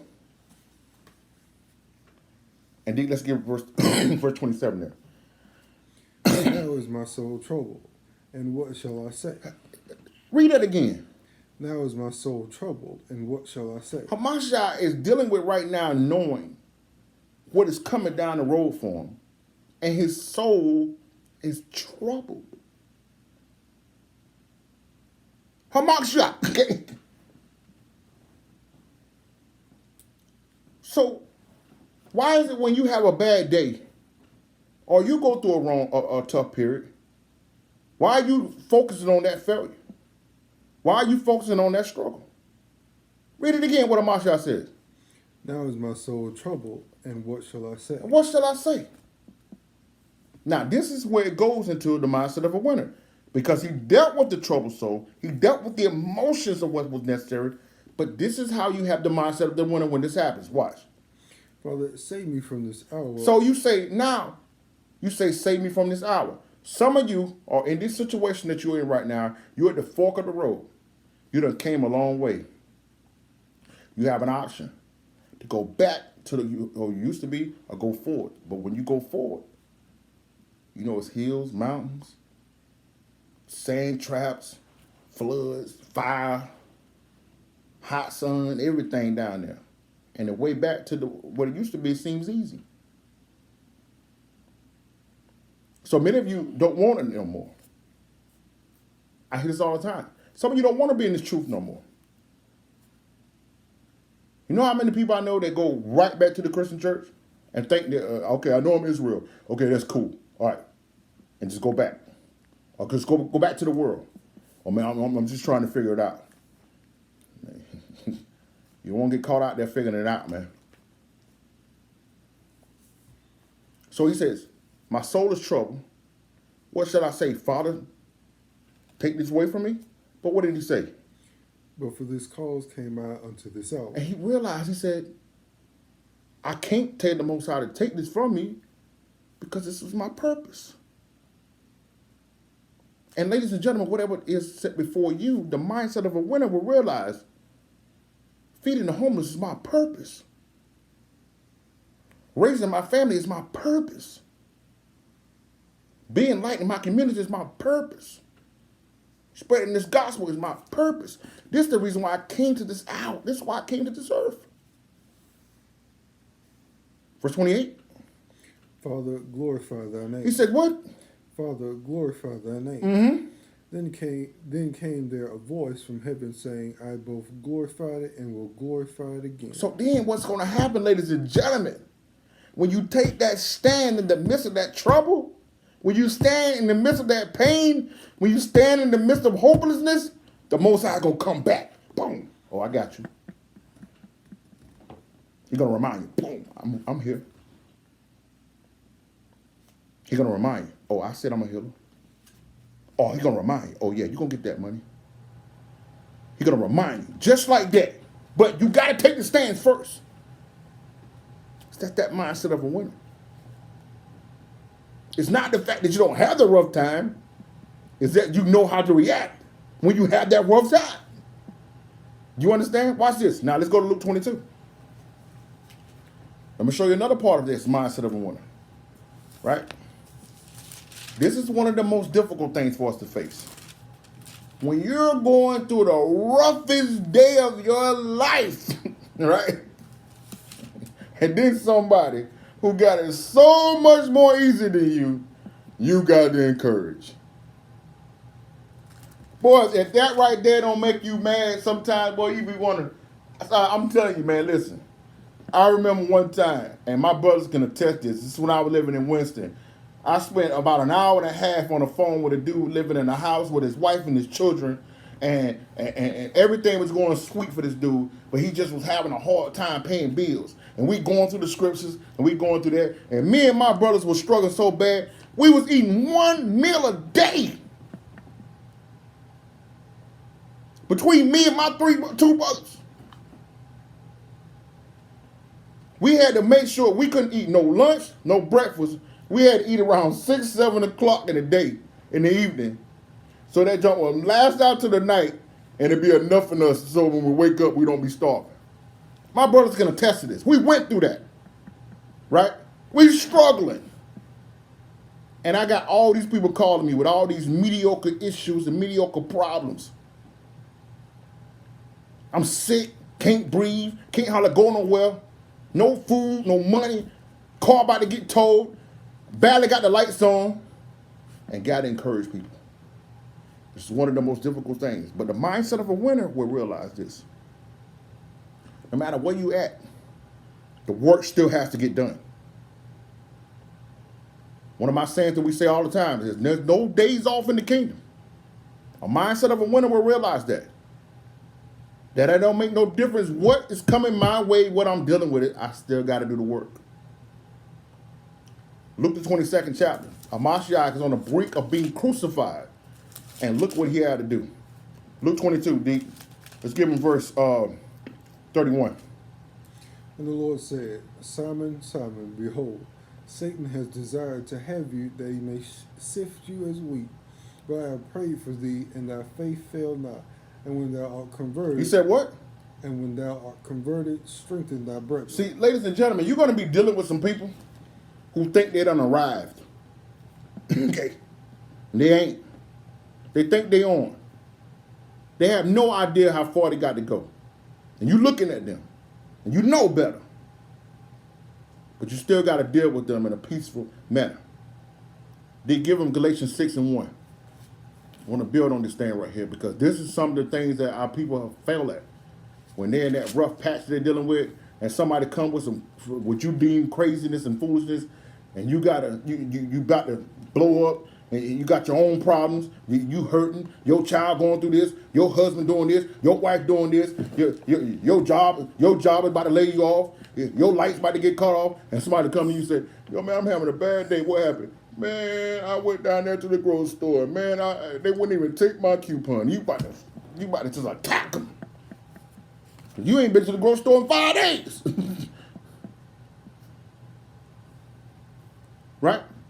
But Peter here has think he's overcame. He think he's there.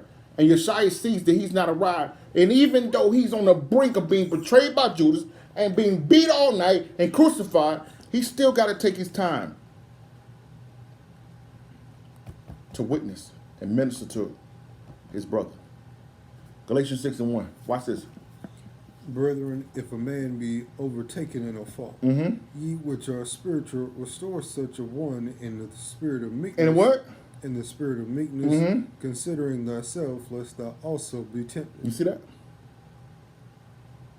So you got to understand that there's going to become a time where is it that you're going to have to put your things aside and you're going to have to restore people because it could be, shoes could easily be on other feet. Now let's go back to Luke 22. Watch this. And read that again. And the Lord said, Simon, Simon, behold, Satan has desired to have you, that he may sift you as wheat. But I have prayed for thee, that thy faith fail not. And when thou art converted, strengthen thy brethren. You see that? Now, as a Sabbath reading tomorrow, put in there for them Matthew 4, verse 1 through 11. We got started late tonight, and I don't want to have y'all on all night tonight, so I'm gonna I know, yeah, just put Matthew 4 and 11. I was gonna do that, but yeah, just put Matthew 4, 1 through 11. And this is going you see when Hamashiach was in the wilderness, took into the wilderness to be tempted by Satan. And you're going to notice how he dealt with each one of those temptations. So I wanted to put that out there as well. We was going to break down some more things here, but for a second time, I don't want to have you guys on all night tonight. So that's a Sabbath reading that you guys can check out. I got some more heavier things I need to get into. Now let's go to Ecclesiastes 1. Matter of fact, D, put 2nd Ezra 8, 1 through 3 in there, and Isaiah 10, 10. We'll put all that in there. Put that in there too. For us, that's a Sabbath reading for you guys tomorrow. 2nd Ezra 8 and 1 is going to be telling you about the fact that, this world is made for many people. And the mindset of a winner has to know that many are created, but only a few are going to be saved. Now, Isaiah 10, you're going to learn in there that even though Israel is numbered as the sand in the sea, that it's only going to be a remnant. The mindset of a winner understands what's at stake here. It's just like playing musical chairs. You know that there's only be a number of chairs that's going to be available. You can't be lollygagging around taking it easy. But the Bible says, whosoever may come, you acceptable, but you got to meet the standard. Mindset of a winner is going to realize that. He's going to understand that. He's going to be focused on that, having that. He's going to be mindful of that all the time. So I wanted to put that out there. That's a Sabbath reading for you guys to read on tomorrow. Throughout your Sabbath tomorrow. I wanted to put that out there. Now let's get into the meat of this thing here. Let's go to Ecclesiastes 1. I need you to hold that and get Proverbs, the 15th chapter. We got to make sure we get these last things in. Talking about the mindset of a winner. Ecclesiastes 1. I need you to hold that and get Proverbs, the 15th chapter. All right? Now, these last precepts that we're going to be going through over the night, these are going to be practical wisdoms that you're going to need in order to make sure that you accomplish what thus says the Most High. It's going to be vital that you accept these things and understand these things going forward. If you want to be fully successful, you're going to have to take these things on. You're going to have to make this an effort, as an exercise to become what you're going to be seeing here in the scriptures tonight. Ecclesiastes 1, they give verse 18 there. For in much wisdom is much grief. You got to realize, ladies and gentlemen, that the more understanding and knowledge that you're going to get, it's going to make you sad. It's going to make you sad. The other night, some of y'all might have seen me jokingly post about the Democratic convention, the Democratic debate being on, and how people was asking me, was I going to watch it? And I put the Will Smith meme out there like, look, and then just look away, because it had nothing for me. Nothing. And when you get more and more understanding of what's going on and what this country really is doing to us and what their ultimate goal is annihilation, okay, you know, and you see your family and your friends still engulfed in it, it's going to make you sad. It's going to make you sad. And you're going to be trying to educate them and try to wake them up, and it's going to be like you talking to a wall. And it's going to make you sad. You're going to go from, that's what we talked about, the 5 stages of the truth. Because some of you in that anger stage, you're going to be mad. But when you get to that love stage, it's going to make you sad. It's going to make you sad. Read that again for him, Dick. He says what? For in much wisdom is much grief. Mm-hmm. And he that increaseth knowledge. He that increase in knowledge. Increaseth sorrow. Increase in sorrow. The mindset of a winner recognizes that he cannot be overcome with the sadness and the sorrows of what he's dealing with when it comes to his family and friends and loved ones in his community. You're going to have to deal with that. You're going to have to learn to deal with that and not be moved by your emotions. Because what's going to happen a lot of times, I know I used to do that, where I was emotionally attached to something, especially my hometown, and was trying to do events here in my county, water down the drain, just flushing money down the drain. Right? It's a sad truth. Okay? So, you got to have to realize that. I wanted to put that out there. I wanted to make sure I went to that precept. That it's going to make you sad, man. It's going to make you sad. The more you understand, the more the Spirit reveals to you what's going on. And you're going to see your friends, man, they're not going to want to hear nothing you're saying. Okay? Your family, it's not going to matter. And I'm going to tell you like this right here. I like to put this out here. If the people in your life, especially your friends, or if you have a boyfriend or a girlfriend, and the only thing they're talking about, the only thing you can discuss is what y'all used to do, that person is not a part of your future. I just want to put that out there. You don't have a future with them. That's why we talked about those 5 essential things. The people that you know, the difference between who you want and who you need. You got to know the difference between that. So I want to put that out there. Let's go to Proverbs 15. All right. So we're talking about the mindset of a winner. Proverbs 15. And let's get verse 10 there. Correction is grievous unto him that forsaketh the way. Read that again. Correction is grievous unto him that forsaketh the way. Mm-hmm. And he that hateth reproof shall die. See, ladies and gentlemen, I'm telling you right now, the mindset of a winner is going to understand fully that he don't have all this thing figured out. He don't have all the answers. Okay? He knows this. Okay? So read that for him again, Dick. He says what? Correction is grievous unto him that forsaketh And this, the way. I want to make this clear to my men, because one of the things that's very difficult for men is being corrected by your woman when you're off. Because many of you have dated women who only told you what you wanted to hear. And these are the most dangerous people to have in your life. They only tell you what you want to hear. You understand? They don't tell you what you need to hear. I posted a few weeks ago about my queen. I said, I don't know how in the world I've been able to make it without. And one of those things about that is the fact that she holds me accountable and she tells me the things that I don't want to hear. And for men, when a woman is telling you these things, many of you see, man, she's trying to control me. She need to stay in a woman's place. I'm the head. Nah, bro. That ain't got nothing to do with it. Stop trying to use scriptures for your own convenience. It's foolishness. It's madness. It's dumb.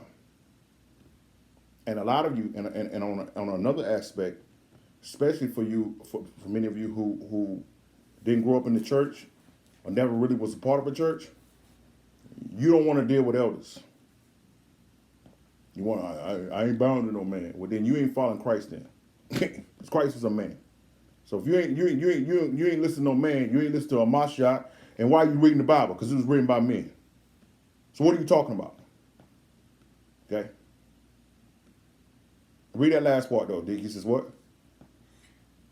And he that hateth reproof shall die. Shall die. The mindset of a winner knows that, listen, the only thing that's keeping me alive here is my purpose, my destiny.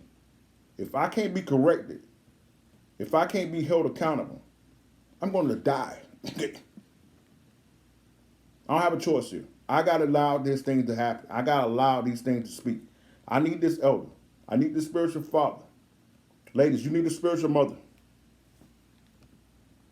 Y'all got to get out of this whole prayer partner thing. You need accountability people. It's going to hold you accountable. Not just, yo, I'm going through something. Yeah, let's pray. No, you need to be told, no, the reason you're going through it because you keep doing the same thing over and over. You understand? Watch this. Let's go down to verse 14.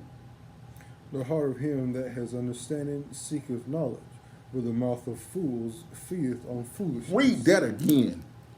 The heart of him that has understanding seeketh knowledge. See, the one who has understanding, when you got that mindset of a winner, you're going to always be seeking what's going to help you get to the next level. But what?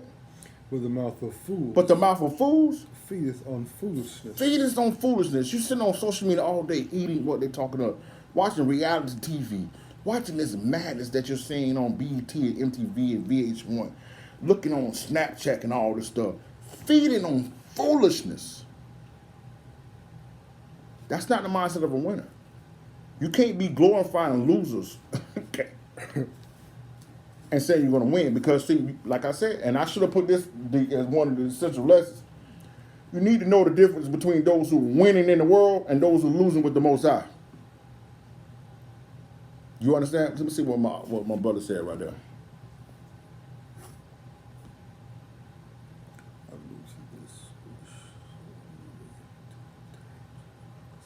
All praise to the Most High, man. All praise to the Most High. We thank the Most High that you're on with us tonight. Listen, you got me and Deke on here. You can hit us up anytime. My brother's always going to encourage you and show you the way. I'm saying, and we're here for you too. If you my brother, you my brother. You understand? We're here every Sabbath. Tune in. And if you got certain struggles, you got certain situations that you're dealing with, no, brother, we're here. We're praying with you. We'll do whatever we can. You know what I'm saying? We'll do whatever we can to help you out. We got lessons that encourage you and help you along your way, brother. You got brothers that's here for you. You understand? Got brothers that's here for you. We want to see you achieve. We want to see you make it. We want you with us in the kingdom. You understand? So thank the Most High. All praise to the Most High that you're on with us tonight. But you got to be careful what you're taking in. I just want to put that out there. Where we at, Deke? Verse 15? Mm-hmm. All the days of the afflicted are evil, but he that is of merry heart has a continual feast. Read that again.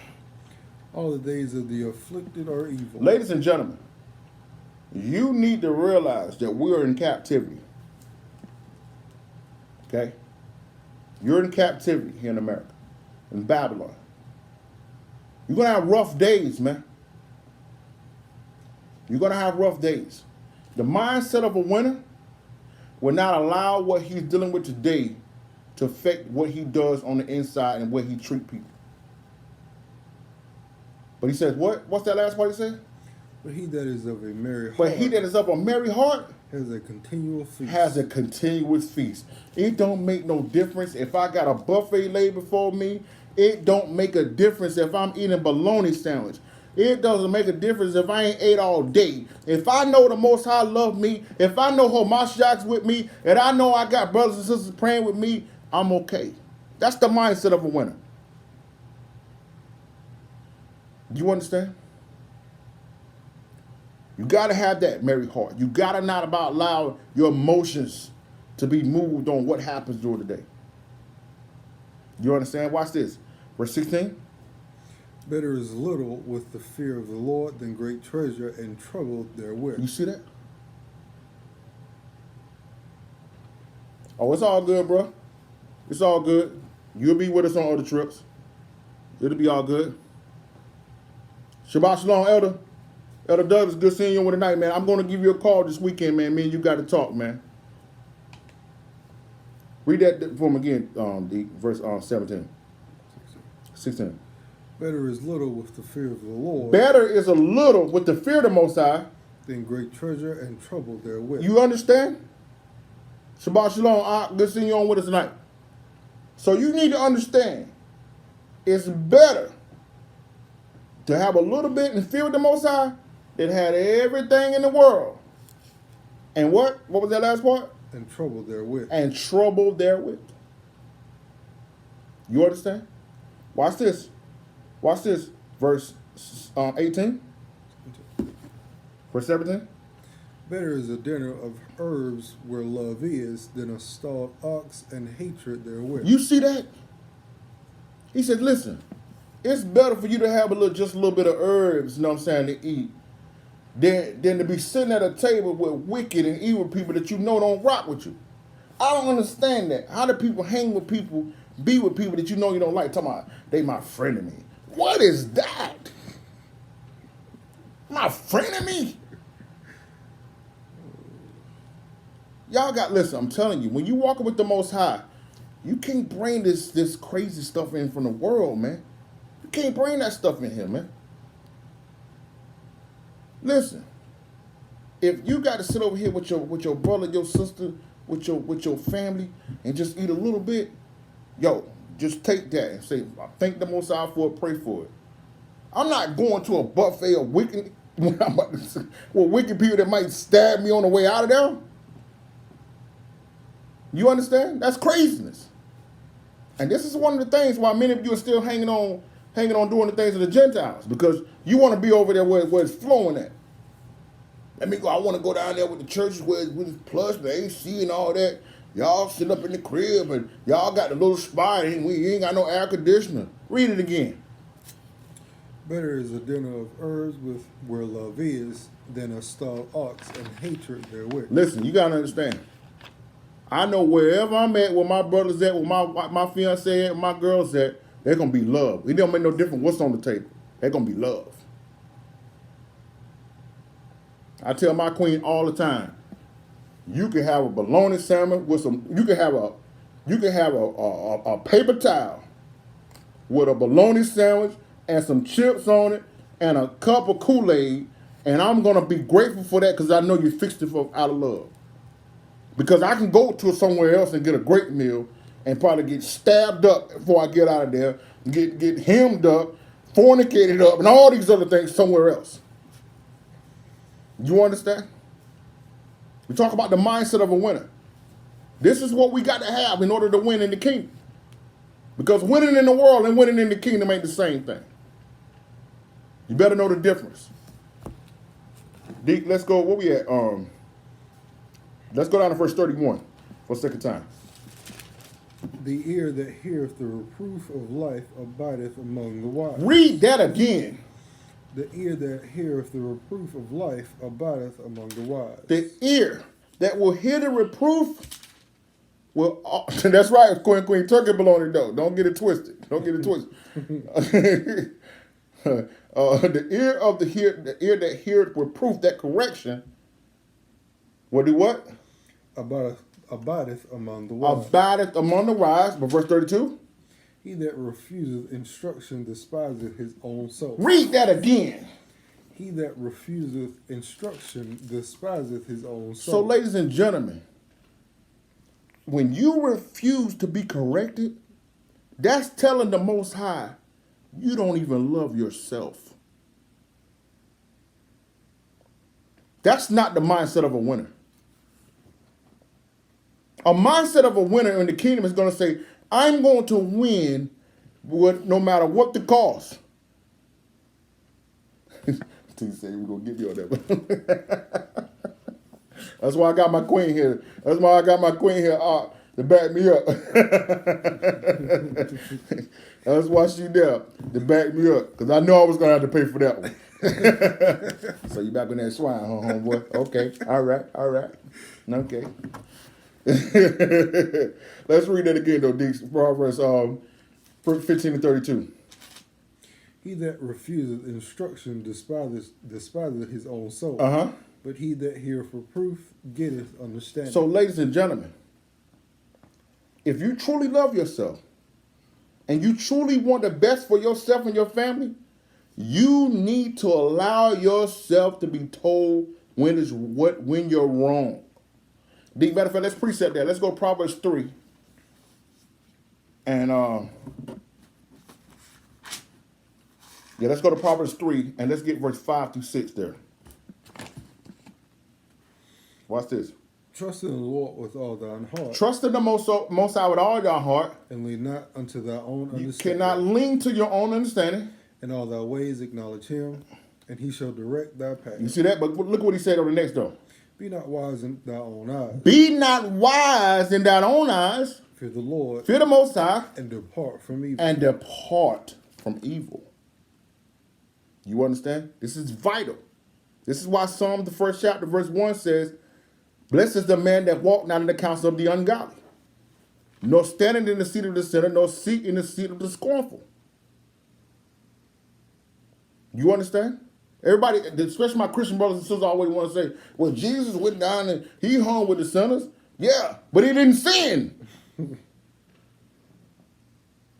When Noah got drunk? No, Noah got drunk one day. He went through a lot. If you went through what he went through, I think you'll pour up some wine too.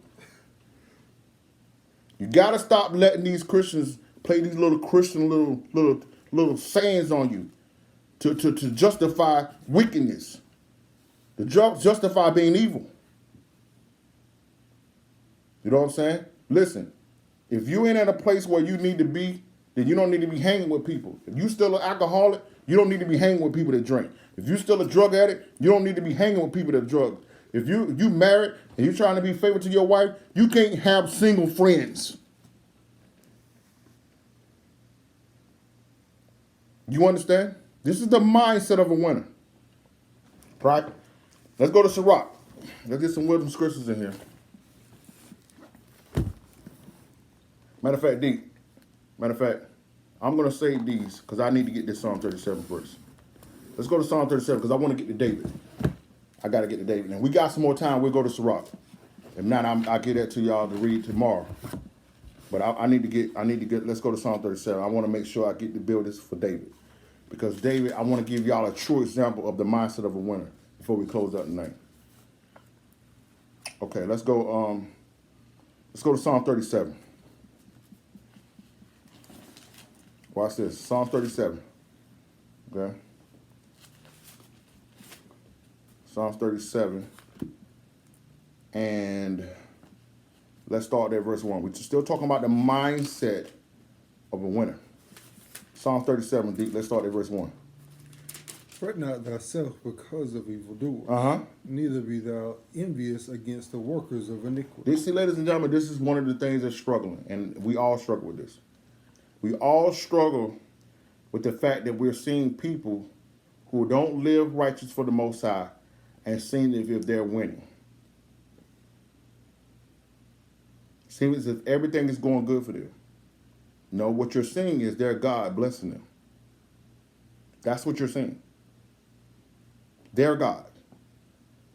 When you see these people go to these award shows and all these places, they're saying, first of all, I want to thank God. They are. Their God.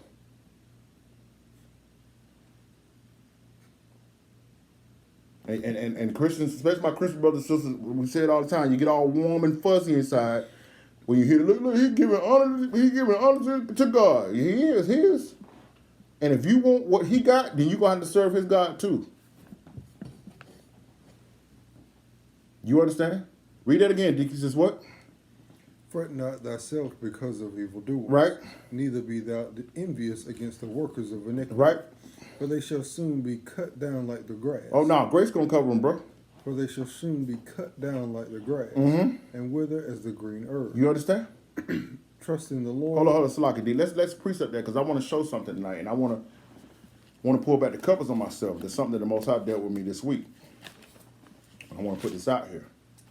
Let's go. Let's precept that to Acts the 5th chapter, because I want to put this out here because we're talking about the mindset of a winner. Let's go to Acts the 5th chapter. The Most High told me to say this tonight, and it's very important, that you don't have to hate or dislike someone to be jealous or to hate on them. I'm going to say that again. You don't have to hate or dislike someone to be jealous or to hate on them. Why am I saying this?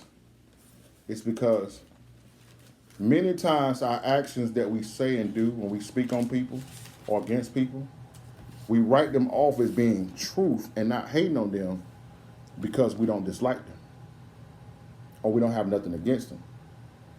We have been taught to equate hating on someone that you hate them or you got a problem with them. So, like, for instance, when you say something about what a person is doing, people will say, yo, you hating on them, right? When it could be an actual fact. But, it might be an actual fact, but that doesn't mean that it need to be said, right? Or you might have an agenda for why you're saying it. Let me give you a sample. Me and my brothers got this thing we call showing love and hating at the same time, right? So let's give a scenario so you can see what I'm talking about.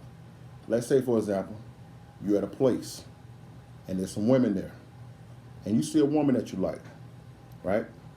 And this dude walk up that you know, and you're noticing that this woman is interested in, is eyeing the dude you know, but you feeling her.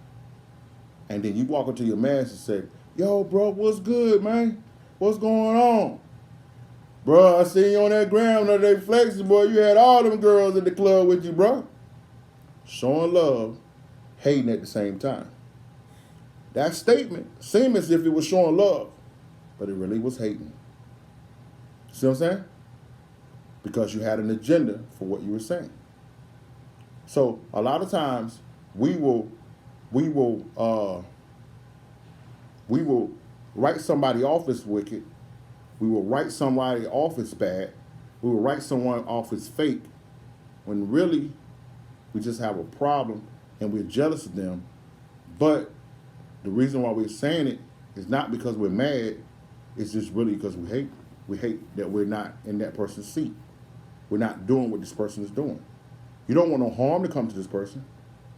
You don't want to see this person die or fall or fail. You just want you want to walk in their shoes. So you don't make your statement or your actions as being hating on them because you don't wish bad on them, but it still can be hate. The mindset of a winner, this is why we started in Joshua 1:5, for those who wasn't on with us, is that no man should ever be able to stand before you. The mindset of a winner will never see any man or woman as a barrier to anything that God has for them. You understand? And I'm going to show you here in this precept quickly why this is very, very dangerous. You better be careful when you put your mouth on people and what you're saying. Watch this. Acts the 5th chapter.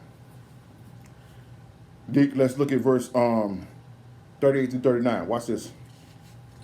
And now I say unto you, refrain from these men, and let them alone. For if this counsel or this work be of men, it will come to naught. Now, you got to go back and read the whole Acts the 5th chapter to understand what was going on. Let me paraphrase quickly. Peter and John had done came out and was doing the work. This is after first fruits. This is after the 3,000 have been baptized. That was just the men.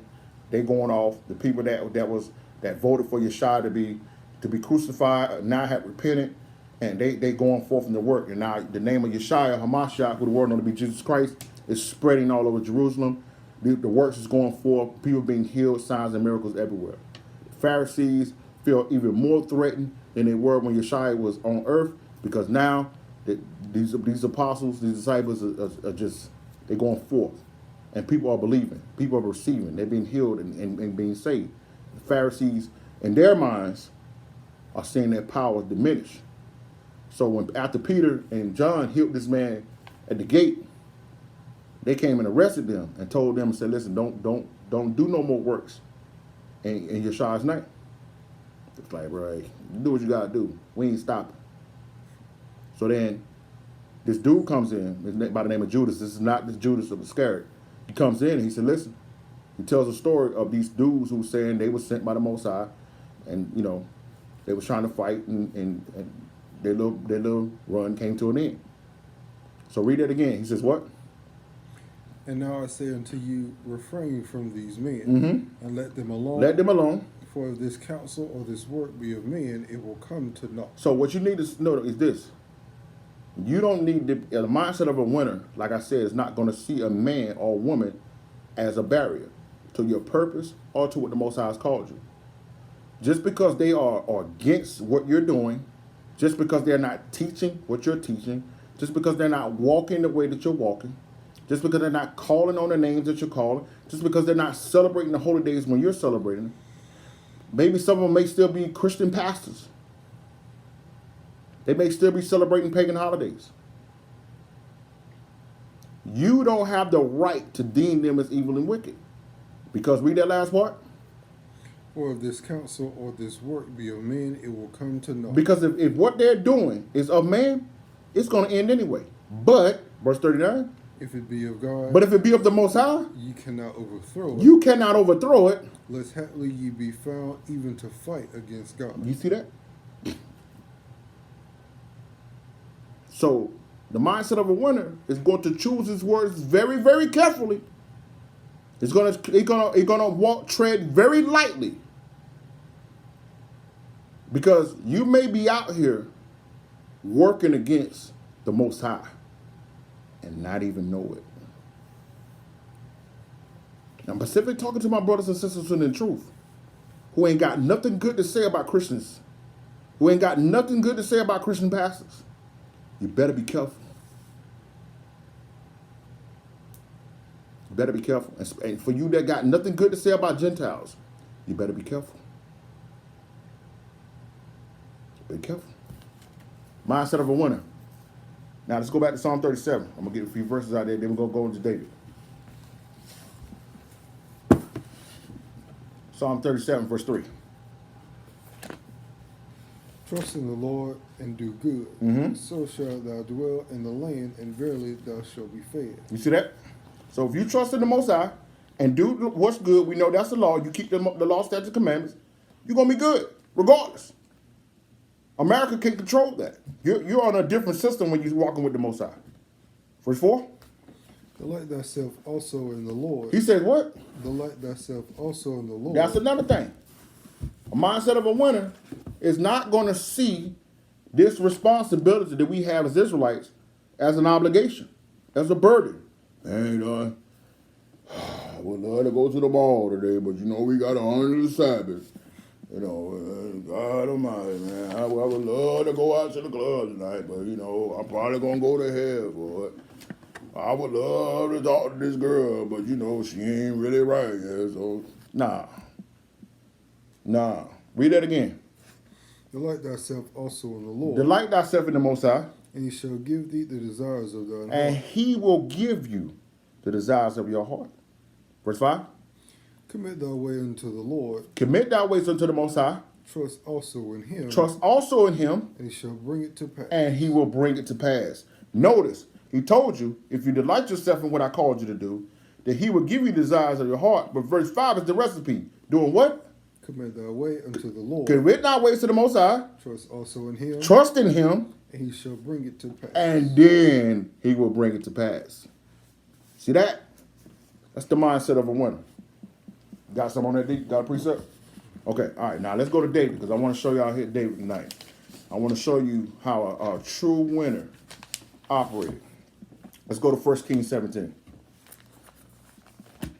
For those just coming on tonight, tonight's lesson is entitled The Mindset of a Winner. Right? 1 Kings 17. Now, let me give you some great background on this because this is vital. 1 Samuel 17, Slakia, y'all. 1 Samuel 17. 1 Samuel, my bad on that. It's 1 Samuel 17. Now, let me give you some background in here so you can understand the significance of what we're going to be bringing out here. Okay? In your own time, if you go in to read 1 Samuel 15, you will see that Samuel gave Saul, King Saul, an order that came from the Most High to do a particular thing. I'm not going to go into all that and make the story too long. Saul did not obey this order. He was not obedient. The Most High said, as a result of this, you're finished. Okay. Now, we could have did Saul in here, but we're not going to do that. So, in chapter 16 of 1 Samuel, the Most High tells Samuel that it's time to anoint a new king. Okay. He goes into Bethlehem, goes into the house of Jesse. Jesse has sons. Jesse brings out these particular sons that he deemed worthy to be the next king. Most High said, nah, these are not none of the ones I want. David, which is Jesse's father, left David out there in the field, keeping the sheep. Never invited him in. His brothers didn't invite him in or nothing. Okay, it's very, very important that you know that. His family did not see him as worthy to be a king. Why am I saying this? Because like I told you, you got to know the difference between those who support you and believe in you. Pretty sure his family supported him, but they didn't believe in him. If they would have believed in him, he would have been invited to this dinner. Right? So everybody else came in their best, dressed up, prepared. David had to come in stinking, sweaty, dirty, right out the fields. Most High said, boom, that's the one. Anoint him. He's the new king. Now, imagine somebody coming and telling you today, yo, you have been anointed. You're about to rule the world. What are you going to do with that? What are you going to do with that? You going to work Monday? How are you going to treat the family and the loved ones that didn't believe in you? Is your swag going to be stupid, turned up? Okay. Now, I'm asking you this because even though Samuel anointed him, guess what David did the next day? Went right back to the fields.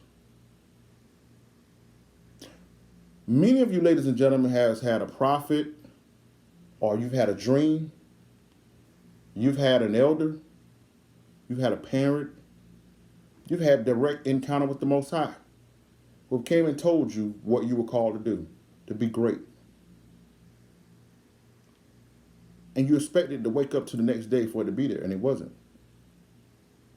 And some of you started acting as if you were that person already. You started treating people in that manner.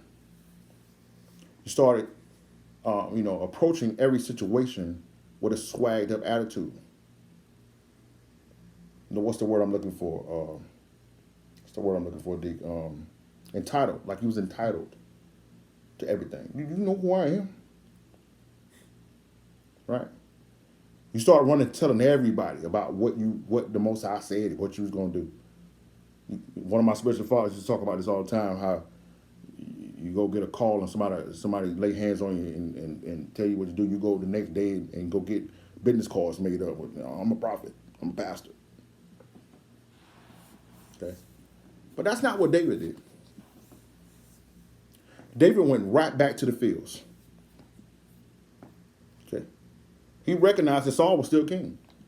Many of you would have showed up to the kingdom, to the palace the next day. Hey, bro. Hey, Saul. Hey, man. Hey, I'm the king now, homeboy. And it got javelin up. That's what would have happened to you. Would have got javelin up. Okay? You understand? Many of you would have started flexing in your house, flexing to your parents, flexing to your brothers and sisters, flexing to everybody, even then snapping. You got kicked out of your crib. You ain't nobody now. You do like what Sirach said in the 5th chapter, there's a bull, raging bull, swaying through the wilderness by yourself. You done ate up all your leaves now. Now you ain't got nothing. But that ain't what David did. David went right back to the fields, right back to serving his father. And guess who else he was serving? He was serving Saul. Established a relationship with Jonathan, Saul's brother, Saul's son, who was supposed to be next in line. That's right, Queen. Pride becomes before destruction. So we talk about this mindset of a winner, of understanding that there's still a process that you got to carry out in order to get the things that the Most High has for you and want for you to do. So now we find ourselves here in 1 Samuel 17. His brothers had signed up for the war. Israel is at war with the Philistines. They're out battling. Jesse tells him, I want you to go do something. First of all, they all went out and served Saul, but then David came back and went back to serving his father. He's serving the one that's sitting in his seat, and he was serving the one who didn't invite him to get to that seat. No problem. Patient. You understand? Now let's start here in 1 Samuel. And let's start at verse 17. And Jesse said unto David, his son, take now for thy brethren an ephah of this parched corn and these 10 loaves, and run to the camp to thy brethren, and carry these 10 cheeses unto the captain of their thousand, and look how thy brethren fare, and take their pledge. Now, the guy who just got anointed the king, now he's an errand boy now. To go take some food to some brothers who didn't have no respect enough to invite him to the dinner. And then take some other food to the leaders of the army who don't look at him as nobody. Just some little boy standing around. Would you have done that? Only you know the truth. We talk about the mindset of a winner here. But look at what David did. Watch this. Verse 19. Now Saul and they and all of the men of Israel were in the valley of Elah, fighting with the Philistines. Mm-hmm. And David rose up early in the morning and left the sheep with a keeper, and took and went as Jesse had commanded him. And he came to the trench as the host was going forth to the fight, and shouted for the battle. Mm-hmm. For Israel and the Philistines had put the battle in array, army against army. Right. And David left his carriage in the hand of the keeper of the carriage, and ran into the army, and came and saluted his brothers. And he came and saluted his brothers. So now David done did what his father commanded him. He coming up here to bring his brothers some food, to make sure they're straight, so he can take good tidings back to his dad and let him know that his son's okay. Go in there and check on his brothers. Also to his fellow brothers of the army. You know, make sure they're straight, you know. Right? Watch this now. Verse 23. And as he talked with them, behold, there came up the champion of the Philistines of Gath, Goliath by name, out of the armies of the Philistines, and spake according to the same words, and David heard. And what? And David heard. And what? And David heard. Now, this is why I need you to understand. Now, we paraphrase this because I didn't want to make this story as long as it was, but what happened was, y'all have heard the story 1,000 times of David and Goliath. Everybody done heard the story. Even people that ain't went to church done heard of David and Goliath. But you need to understand, this really went down. This ain't no, this ain't no myth here. This is really went down. And Goliath, they said, well, some people say he was almost 11, 12, even 13 feet tall. And Goliath is out there snapping like, yo, who won it? Who won it? But notice that Samuel specifically says that David heard them. Everybody else heard them. Why did he make a difference? Why did he make a point to saying David heard? Because David was the only one out there with the mindset of a winner. You see, when you got the mindset of a winner, ladies and gentlemen, you're going to be out there amongst everybody else, and there's going to be certain things going to pop off. You're going to hear things on the news. You're going to see things in the communities. You're going to see things in the churches. You're going to see things, in the streets. And to everybody else, they're going to be fearful. But to you, it's going to enrage you. It's going to annoy you. It's going to excite you. And it's going to impact you. It's going to put a little fire inside of you. When everybody else is going to be running and thinking like, oh my God, we're done. Not that mindset of a winner. That's why Samuel made a point to say, and David heard him too. Watch this. Verse 24. And all the men of Israel went when they saw the man and fled from him and were sore afraid. Now all of Israel, they hearing this stuff and they seeing him and they running. Because he out there like, who want it? Who want it? Okay? A lot of times in the older times, what would happen is when they done been battling for so long, one army would send out their greatest soldier, and the other one would send out their greatest soldier. And say like, whoever win between this battle, they win the war. They win the battle. Okay?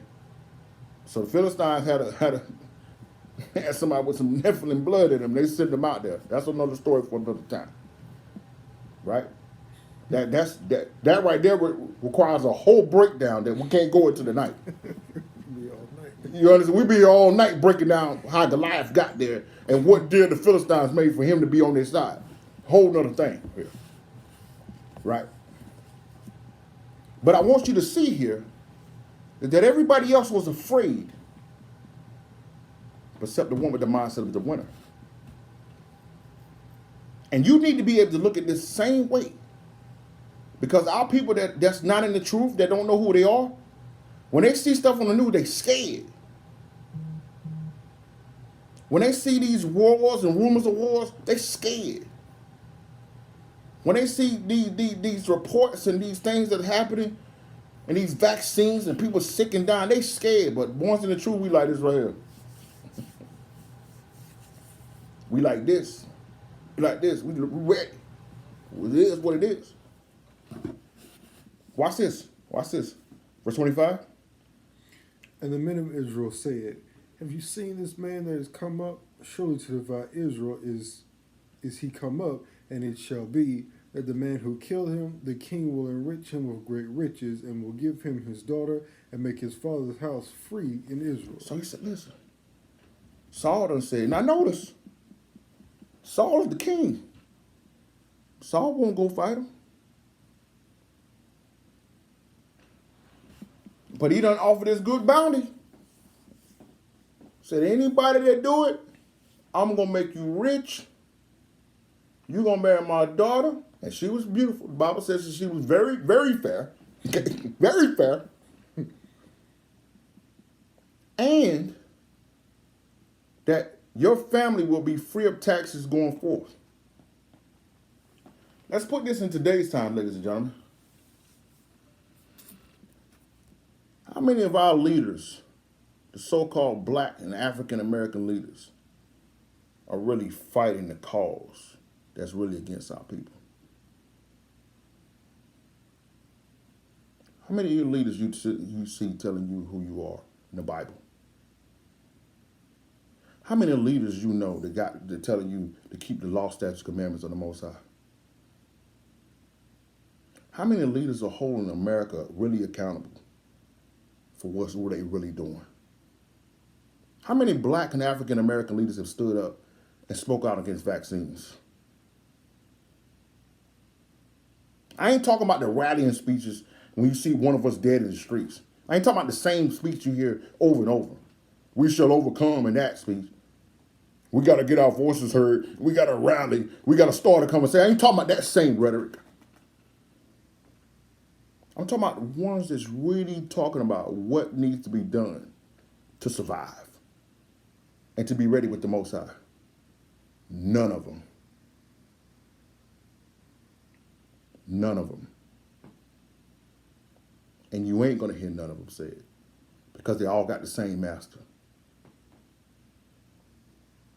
And all of them saying, Don won't let me. So if you're waiting on your leaders, the so-called African-American leaders, you think Cory Booker and Kamala Harris and these people that's running for president, if you actually believe that these guys are going to stand for you, you have lost every ounce of brain function for real. If you still believe that Barack was for you, you have lost every ounce of brain function for real. Okay? All of them. None of them. And for my Christian brothers and sisters, if you're waiting on the top Christian pastors to tell you the truth, that you're not black, that you're not an African American, that you're from the tribe of Judah for the nation of Israel, you're going to be waiting forever.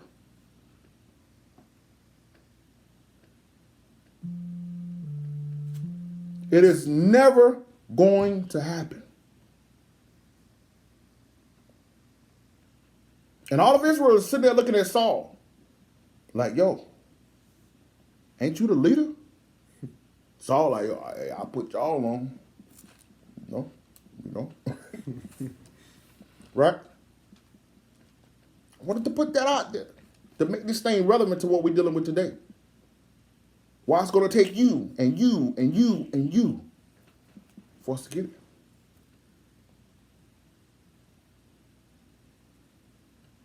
You understand? Watch this.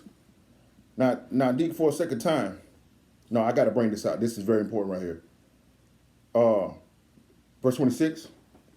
And David spake to the men that stood by him, saying, What shall be done to the man that killeth this Philistine, and taketh away the reproach from Israel? And take away the what? Take away the reproach from Israel. Notice that David is not looking at it as a personal enemy, but an enemy to Israel. That's what we was talking about last week when we was in Haggai, the first chapter, when the Most High was getting on us about everybody man is going to build his own house and not building my house. Well, you got most of our people who say, well, hey man, hey, they ain't got nothing to do with me, so hey, I ain't got nothing to do with it. Really? If our people are getting kidnapped and taking organs out of them just because they one of your loved ones, it don't got nothing to do with you. If our people their water supplies are being poisoned just because your water supply ain't being poisoned, it don't got nothing to do with you. You understand? David saw this as a reproach to Israel. That's the whole purpose. That's that mindset of a winner. Because now, if it's coming against my nation, it's coming against my God, it's coming against me. Matter of fact, D, let's get that Proverbs 28:4. I'm about to draw the line I'm gonna draw the line in the sand right here. Watch this. Give him Proverbs 28:4.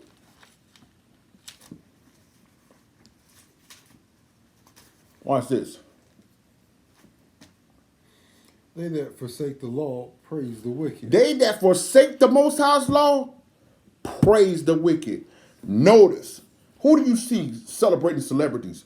Notice, who you see celebrating the wicked? Notice, who you see celebrating all the one that talk about positive? The world and the Christian church. And what did the world and the Christian church have in common? With such Oh no, read the first part again. They that forsake the law praise the wicked. They that forsake the Most High's law will praise the wicked. That's the line in the sand right there. Either you're with the Most High's law or you're not. But Such as keep the law, but those who are keeping the law contend with it. will contend against the wicked. This is the approach that David was taking. This dude is wicked. And we're going to get into it in a minute when we get down in these scriptures. He's coming at Israel. I can go back to my house and I ain't got to worry about Goliath. But he's coming against Israel. Now it's my problem. That's the mindset of a winner. You understand? Watch this. But look at what happened. Go ahead. Back in 1 Samuel 17 and 26. For who is this uncircumcised Philistine? Who is this who? For who is this uncircumcised Philistine that should defy the armies of the living God? This uncircumcised Philistine, this uncircumcised, no law keeping Gentile, gonna come up against the armies of the Most High. Notice how he saw it. Therefore, now that him being a giant shrunk him all the way down, just another person standing before me. And that's the same way you're going to be able to shrink the giants in your life when you no longer look at them based on size, strength, potential, money. If it's coming against the Most High, it's coming against you. Go to 1 Corinthians 10, verse 5. Watch this. No, read through 5. 1 Corinthians 10. 2 Corinthians 10, Slocky. 2 Corinthians 10, 3 through 5. Watch this. For though we walk in the flesh, Though we walk in the flesh, we do not war after the flesh. we don't war after the flesh. For the weapons of our warfare are not carnal. Because the weapons of our warfare are what? Are not carnal. They are not carnal. But mighty through God Through the Most High.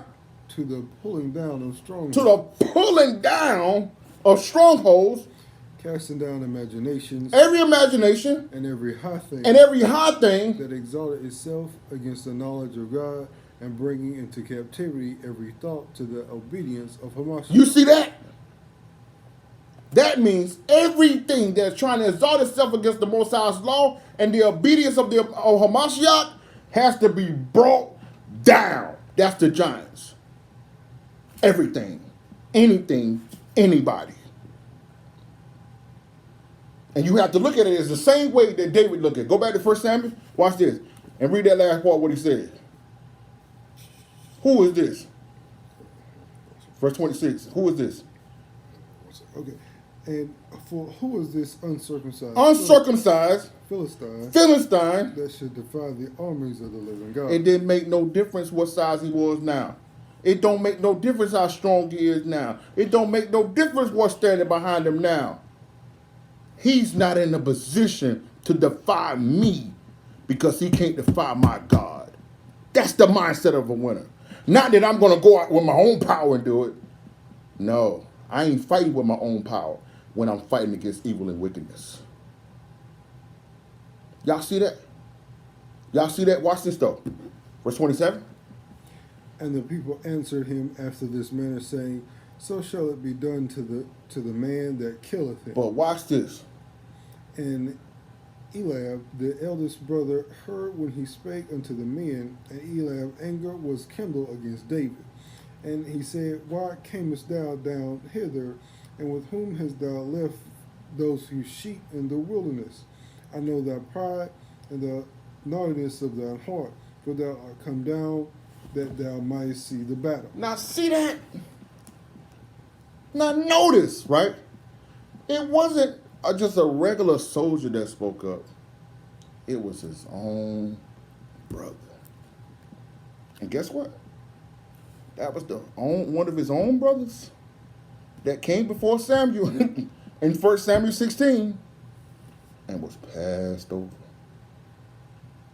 Now I got to come in and try to humiliate you.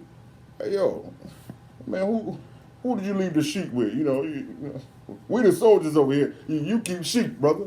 Who kept the sheep? See that? See that? Remember, the only reason he was there is because his father told him to go be a blessing to his brothers. But he show up when the war's going on, and his brothers is scared to fight the battle. He could have been went and fought Goliath if he wanted to. But now, there's someone short with the heart to go do it. Now you want to attack him. Now you want to play him. Now you want to ridicule him. Now you want to call him out. Now you want to make it seem like he's trying to put on a show. When the real reason is, you know he got enough heart, and you don't. So, ladies and gentlemen, you're going to have to be prepared that when you're going out to do these wars, fighting for the Most High, and fighting to accomplish your purpose and your destiny, the ones that are closest to you are going to be the ones that are the most angry with you.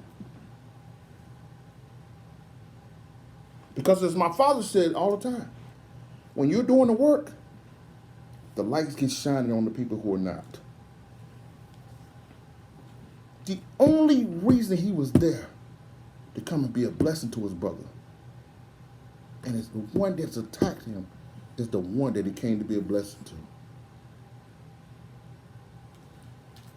Look at that. That's too real right there, but they got attacked that. That's too real. That was too real. That's all the spirit right there. YouTube, we stopping for a minute right now, dealing with Facebook, getting mad now. I hope they got all of that. Man, I hope they got all of that. Because sometimes, man, when that thing was skipping like that, it'll skip the whole part and it'll skip a whole part. Come on back. Come on back.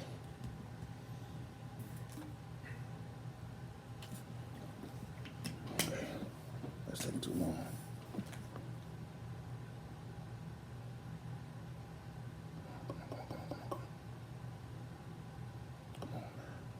See, now the thing won't even come up.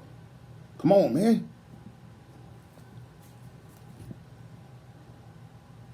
Come on. Yeah. Because I got to get that thing up. Yeah. Hit the airplane? Yeah. And then turn the Wi-Fi off. So it'll come back on. There we go. All right, y'all. I hope y'all ain't went nowhere. I hope y'all got all of that. All right. We still in 1 Samuel 17. I hope y'all got all that, man. Please, I hope y'all got it. If you didn't get that, go check it out on YouTube because they got it all. Look at that. They keep the numbers all the way down. Dang, God. All right. Where we at? Verse 29. Dang. And David said, "What have I now done? Is there not a cause?" And he turned from him. Hold on. Read that again, D. 1 Samuel 17:29. And David said, "What have I now done? Is there not a cause?" He said, listen, man, what in the world did I do to bring on this? Why are you attacking me? What is the problem? What did I do to deserve this?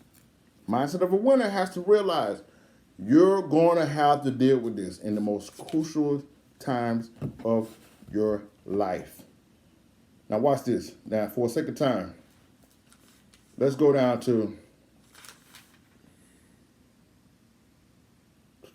let's go to verse 31. And when the words were heard which David spake, they rehearsed them before Saul, and he sent for him. So now Saul, the word done got back to Saul what David had said. And he sent for him, verse 32.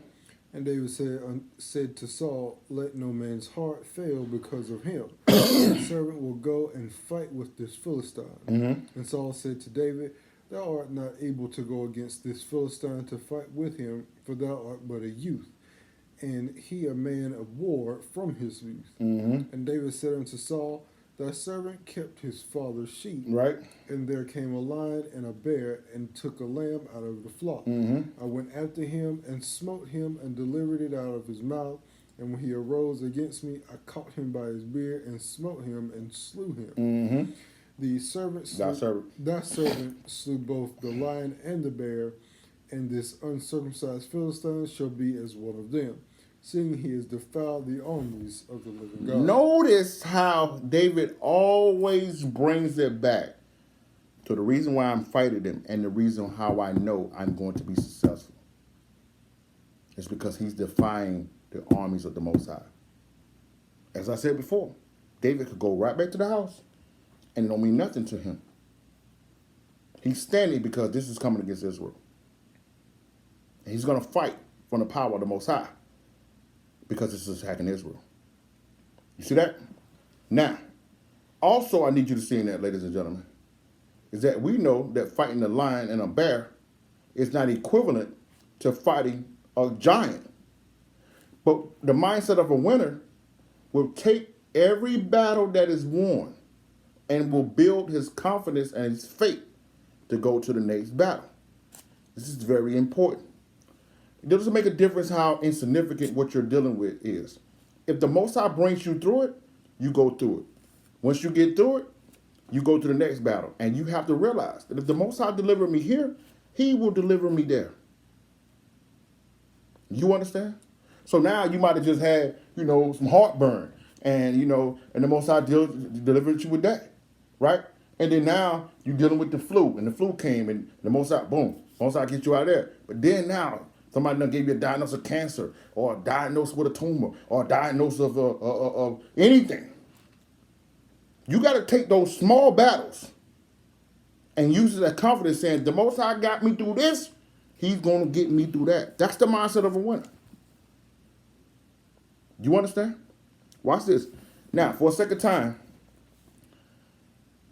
I need to break all this down. Let's see.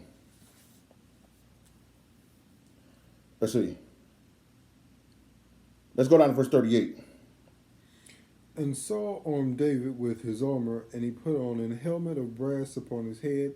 Also he armed him with a coat of mail. Mm-hmm. And David girded his sword upon his armor, and he was assayed to go, and he had not proved it. And David said unto Saul, I cannot go with these, for I have not proved them. And David put them off him. Why am I bringing this up? It's because Saul tried to give David his armor. He tried to give him his weapons.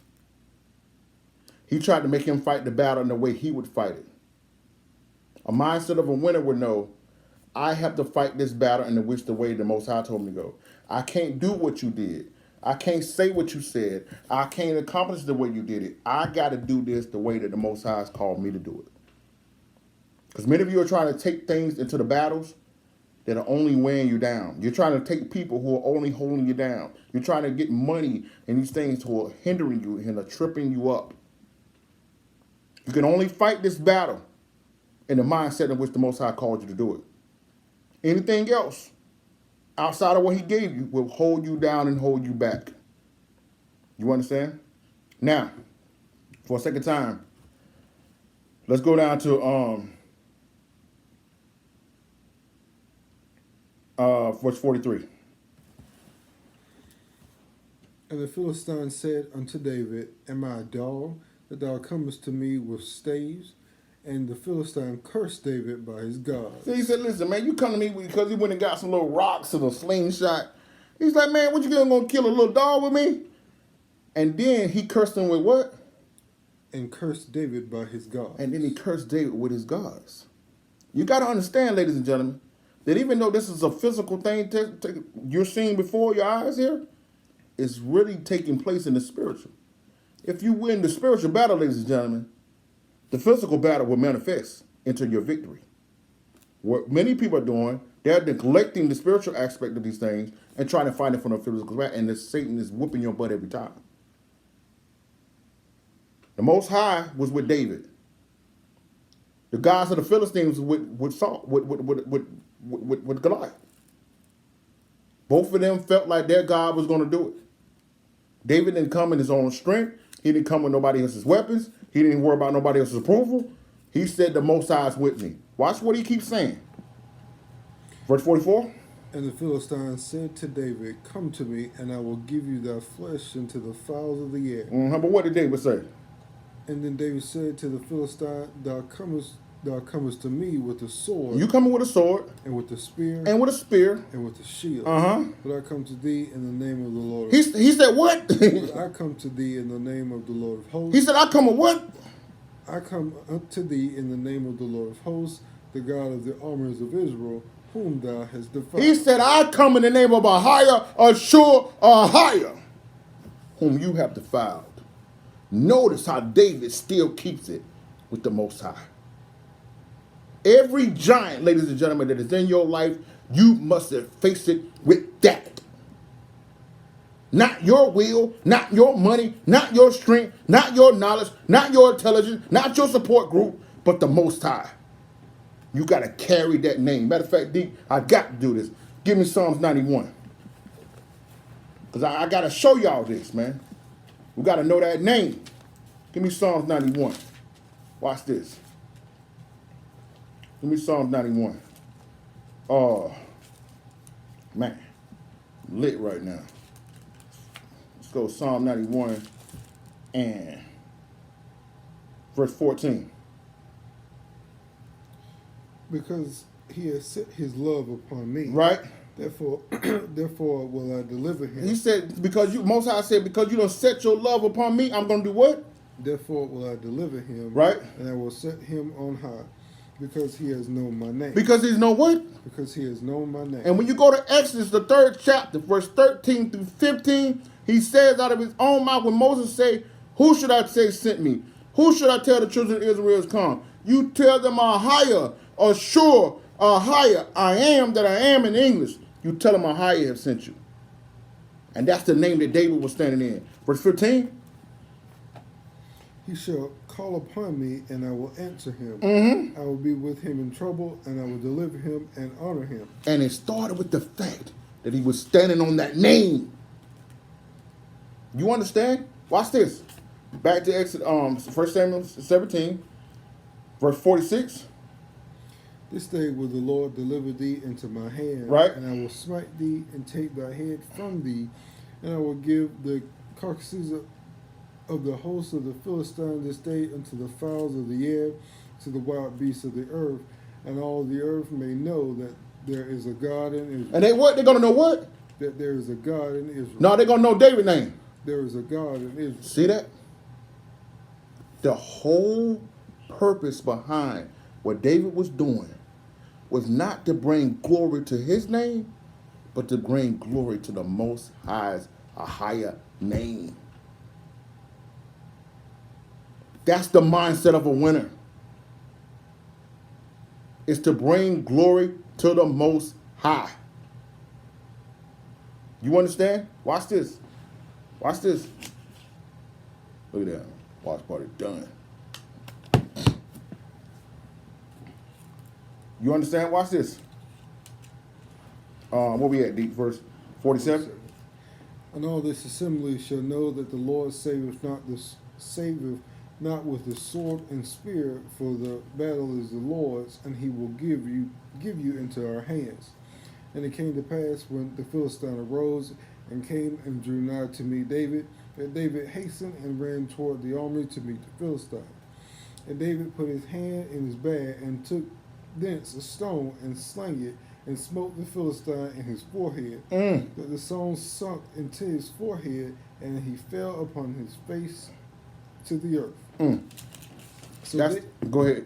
So David prevailed over the Philistine with a sling and with a stone, and smote the Philistine and slew him, but there was no sword in the hand of David.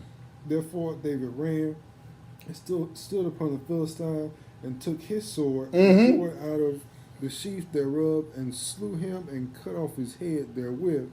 And when the Philistines saw their champion was dead, they fled. They fled. See that? Y'all see that? The mindset of a winner. Now let's end this thing off. Let's go to Isaiah 14. That's how you get it done. That's the mindset of a winner. Watch this. Let's end this thing off for tonight. Isaiah 14.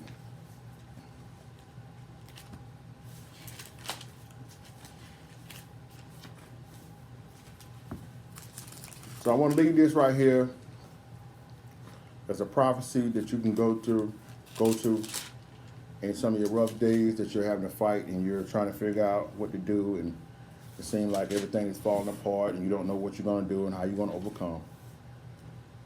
You got to know that the Most High is with you. You're going to see a verse here at the end that is quoted a lot in the Christian church. And, when I see this, when I hear people say this, I don't say nothing oftentimes because I know they don't know no better. But you're going to see that, number one, that this wasn't talking to no Christians. It wasn't talking to people who don't keep the law. This wasn't talking to people who ain't honored the Sabbath. It's talking to the Most High's chosen. Everybody can't claim the blessing of what you're going to see in verse 17. It's only for a select few. For those who are making the decision today to have a mindset of a winner, to choose the things of the Most High, this prophecy is made unto you. So no matter what it looks like, how tough the road may get, you need to hold on to this, no matter what is going forth. Isaiah 54, verse 1. Sing, O barren, that thou didst not bear. Break forth into singing and cry aloud, thou didst not travail with child. For more are the children of desolate than the children of the married wife, saith the Lord. So the Most High said, you know what? It may seem as if those who had everything are the ones that are the most blessed. But it said, no. My children who are the most desolate and the most underprivileged, the most unappreciated, the most taken care, unnurtured people of the world is the ones that I'm providing the most for. These are the ones that my love is for. The children of Israel, the so-called black man, the so-called African-American man is from the tribe of Judah, from the nation of Israel. You understand? The so-called Mexican, so-called Native American, the so-called Puerto Rican, the so-called Haitian, Jamaicans, people from Bahamas, the so-called Cubans, the so-called Latinos, the people of West and South Africa, and all our people scattered all over the world, the so-called Aborigines of Australia. You understand? It may look bad for us, but nah, they don't look bad for us in the eyes of the Most High. Look at what he say. Verse 2. Enlarge the place of thy tent, and let them stretch forth the curtains of thy habitations. Spare not, lengthen thy cords, and strengthen thy stakes. He said, get ready. Prepare for more blessings. It seemed like you don't have to go without forever. Enlarge your tents. Prepare your storehouses. I got something coming for you. Watch this. Verse 3. For thou shalt break forth on the right hand and on the left. Right. And thy seed shall inherit the Gentiles. What? Hold on. He said what? And thy seed shall inherit the Gentiles, and make the desolate cities to be inhabited. You see that? Everything that the Gentiles have, they got from us, according to Revelation, Romans 11, chapter, verse 12. Therefore, as we wake up to who we are, everything is coming back. Everything. Because the Gentiles who are awakening to realize who we are, they're going to be with no problem transferring all funds, power, resources, and gold unto the quickest Israel like they can. Because they know that in us hold their salvation. The Gentiles who don't want to see us this way, they're going to go on with the thoughts of America. And it's not going to end well for them. All of our people who want to stay black, who want to stay African American, who want to stay Latinos, who want to stay Native Americans, who want to stay Puerto Ricans, it's not going to end well for you as well. Who want to stay Christian, who want to stay Baptist, who want to stay at Amazon and non-denominational and holiness and whatever it is you're calling yourself. It's not going to end well. But for us that are walking in truth, read it again. Verse 3. For thou shalt break forth on the right hand and on the left. Right. And thy seed shall inherit the Gentiles, and make the desolate cities to be inhabited. You see that? That's what's coming for us. Verse 4. Fear not, for thou shalt not be ashamed, neither be thou confounded, for thou shalt not be put to shame. For thou shalt forget the shame of thy youth, and shalt not remember the reproach of thy widowhood anymore. We're not going to, everything that has happened to our people the last 400 years in this Babylon will be soon out of our memory once we leave here and this thing go up in smoke. Yes, we got some mountains we got to climb, we got some hills we got to battle. But when we get back in the land, hey, this is the mindset of a winner. We're not going to be caught up with what we're seeing here today. We know what's coming. Verse 6. Verse 5, Slack. For thy maker is thy husband, the Lord of hosts is his name. Ahia. And thy Redeemer, the Holy One of Israel, the God of the whole earth, shall he be called. See, that's what's going to happen. Right now, Ahia is not known among the world. We can go into that, but we won't. Christians believe that Jesus is God. That name will be no more soon. Buddha will be no more soon. Confucius will be no more soon. Jehovah will be no more soon. Allah will be no more soon. But Ahia, Ashur, Ahia will be the God of this world. Everybody will know it and recognize it and honor, or you will die by the sword. You understand? Watch this. Verse 6. For the Lord has called thee as a woman forsaken and grieved in spirit, Mm-hmm. and a wife of you when thou was refused, saith thy God. Mm-hmm. For a small moment have I forsaken thee. He said, for a small moment have I forsaken thee. But with great mercies will I gather thee. In a little wrath I hid my face from thee.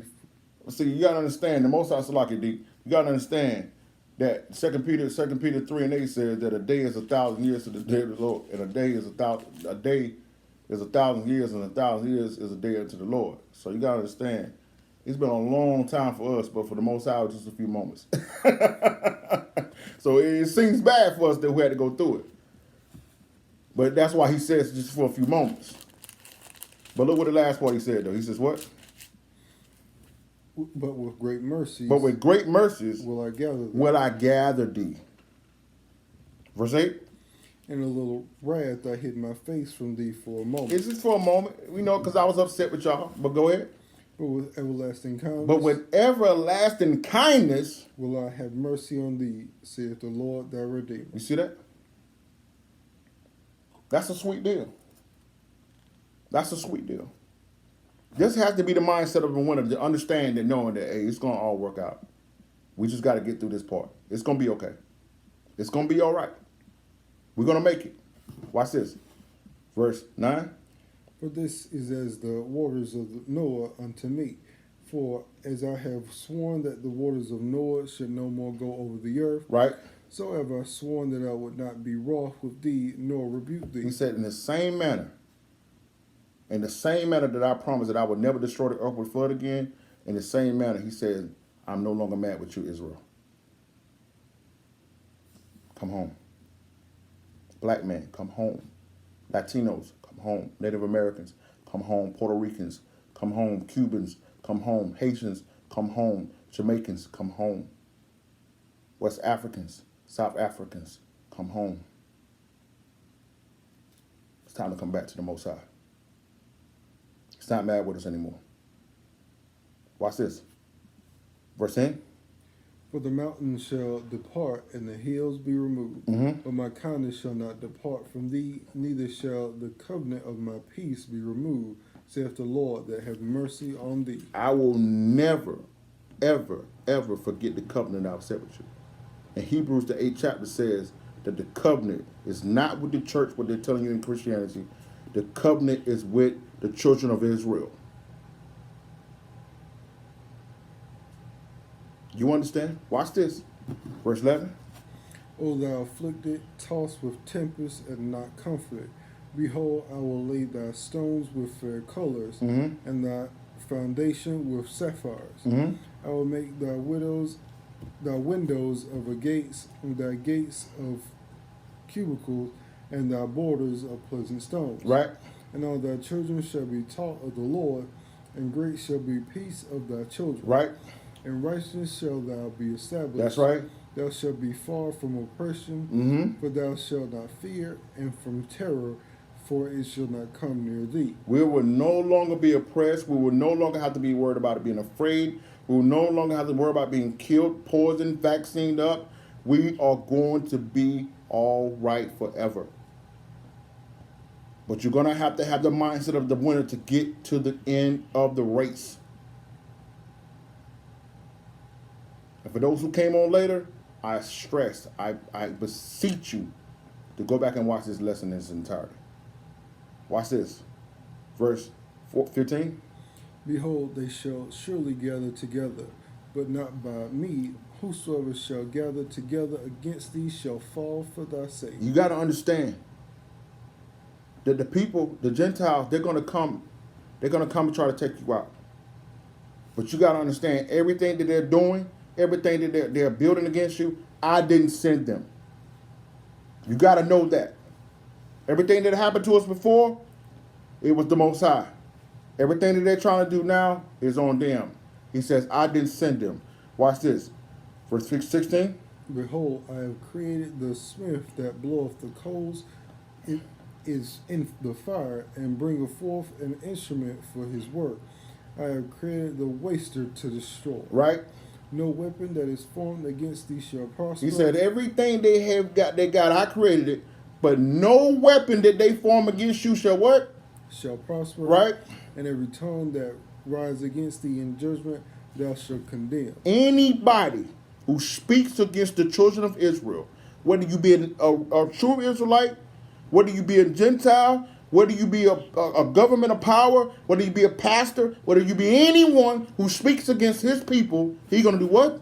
Thou shalt condemn. Mm-hmm. This is the heritage of the servants of the Lord, and their righteousness is of me, saith the Lord. Now, Levinas said that. Saith the Lord. Now, that's what Jay talking about. Saith the Lord. Now, that's just an Israelite doctrine. Saith the Lord. Says the Most High higher.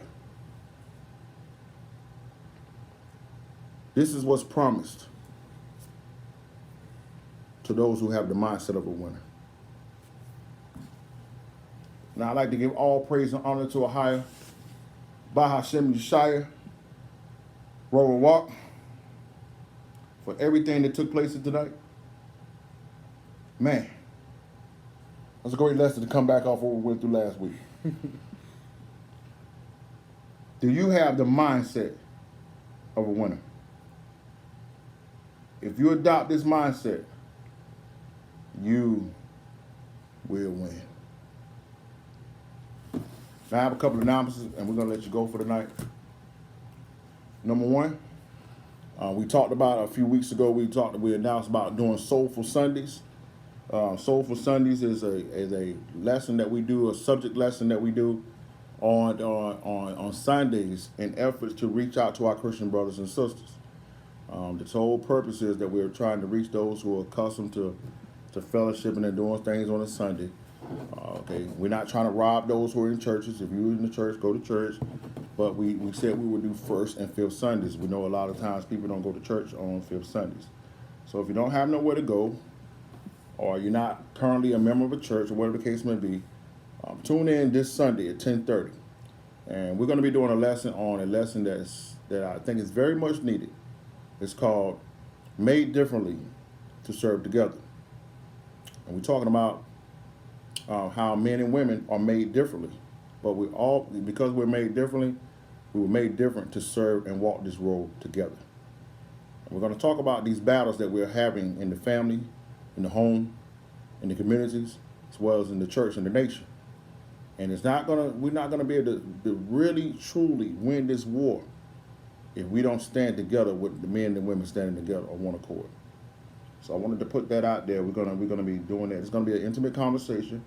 We're going to welcome your input, whatever the case may be. So we're asking for those that are available to join us this Sunday, 10:30 in the morning. This Sunday, 10:30. Also, we have this Tuesday, Transformation Tuesdays, that we do every other Tuesday. And this is what we do Q&A. Now, you got from now until next Tuesday around 6:30, because we'll go live at 7 o'clock, to inbox either me, Jay is on here, John David, or Judah Culture, any questions that you may have that you would like us to answer, biblical questions. As we always state, we do not answer any questions dealing with a particular church, a particular person, particular camp, people's beliefs, things like that. We want it to be strictly on dealing with, biblical things in your life that you're struggling with, and because the whole purpose of Transformation Tuesday is to transform into the image of the greatest Israelite that ever lived this earth, and that is Yeshua HaMashiach, who the world knows to be Jesus Christ. So if you're free, make plans to join us this Sunday at 10:30 for Soulful Sundays, and this Tuesday for Transformation Tuesday. So we'd like to thank each and every one of you for joining us. We'll make sure you check out those Sabbath lessons reading. We are here and available for any one of you that have any questions, anything that need any further explanation. Know that we love you. Know that we're praying for you. Know that we'll do anything we can for you. As we always say, continue to be steadfast, unmovable, always abounding to the work of the Most High. Barakatah, Kwam Yasharada, Shalom.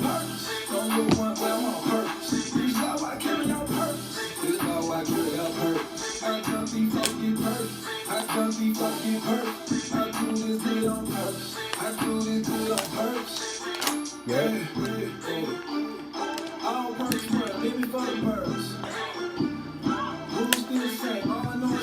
All I know is serve, man.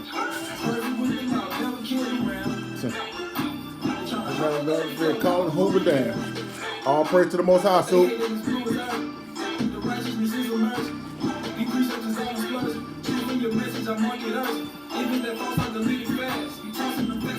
Listen what it tells us. Straight up behind you, baby. I don't know nothing else. Straight up to 613. I don't know nothing else. What's up there? That Lord, like I carry on purpose. The Wayne on a different world. Yeah, now, yeah. So you saying, yeah.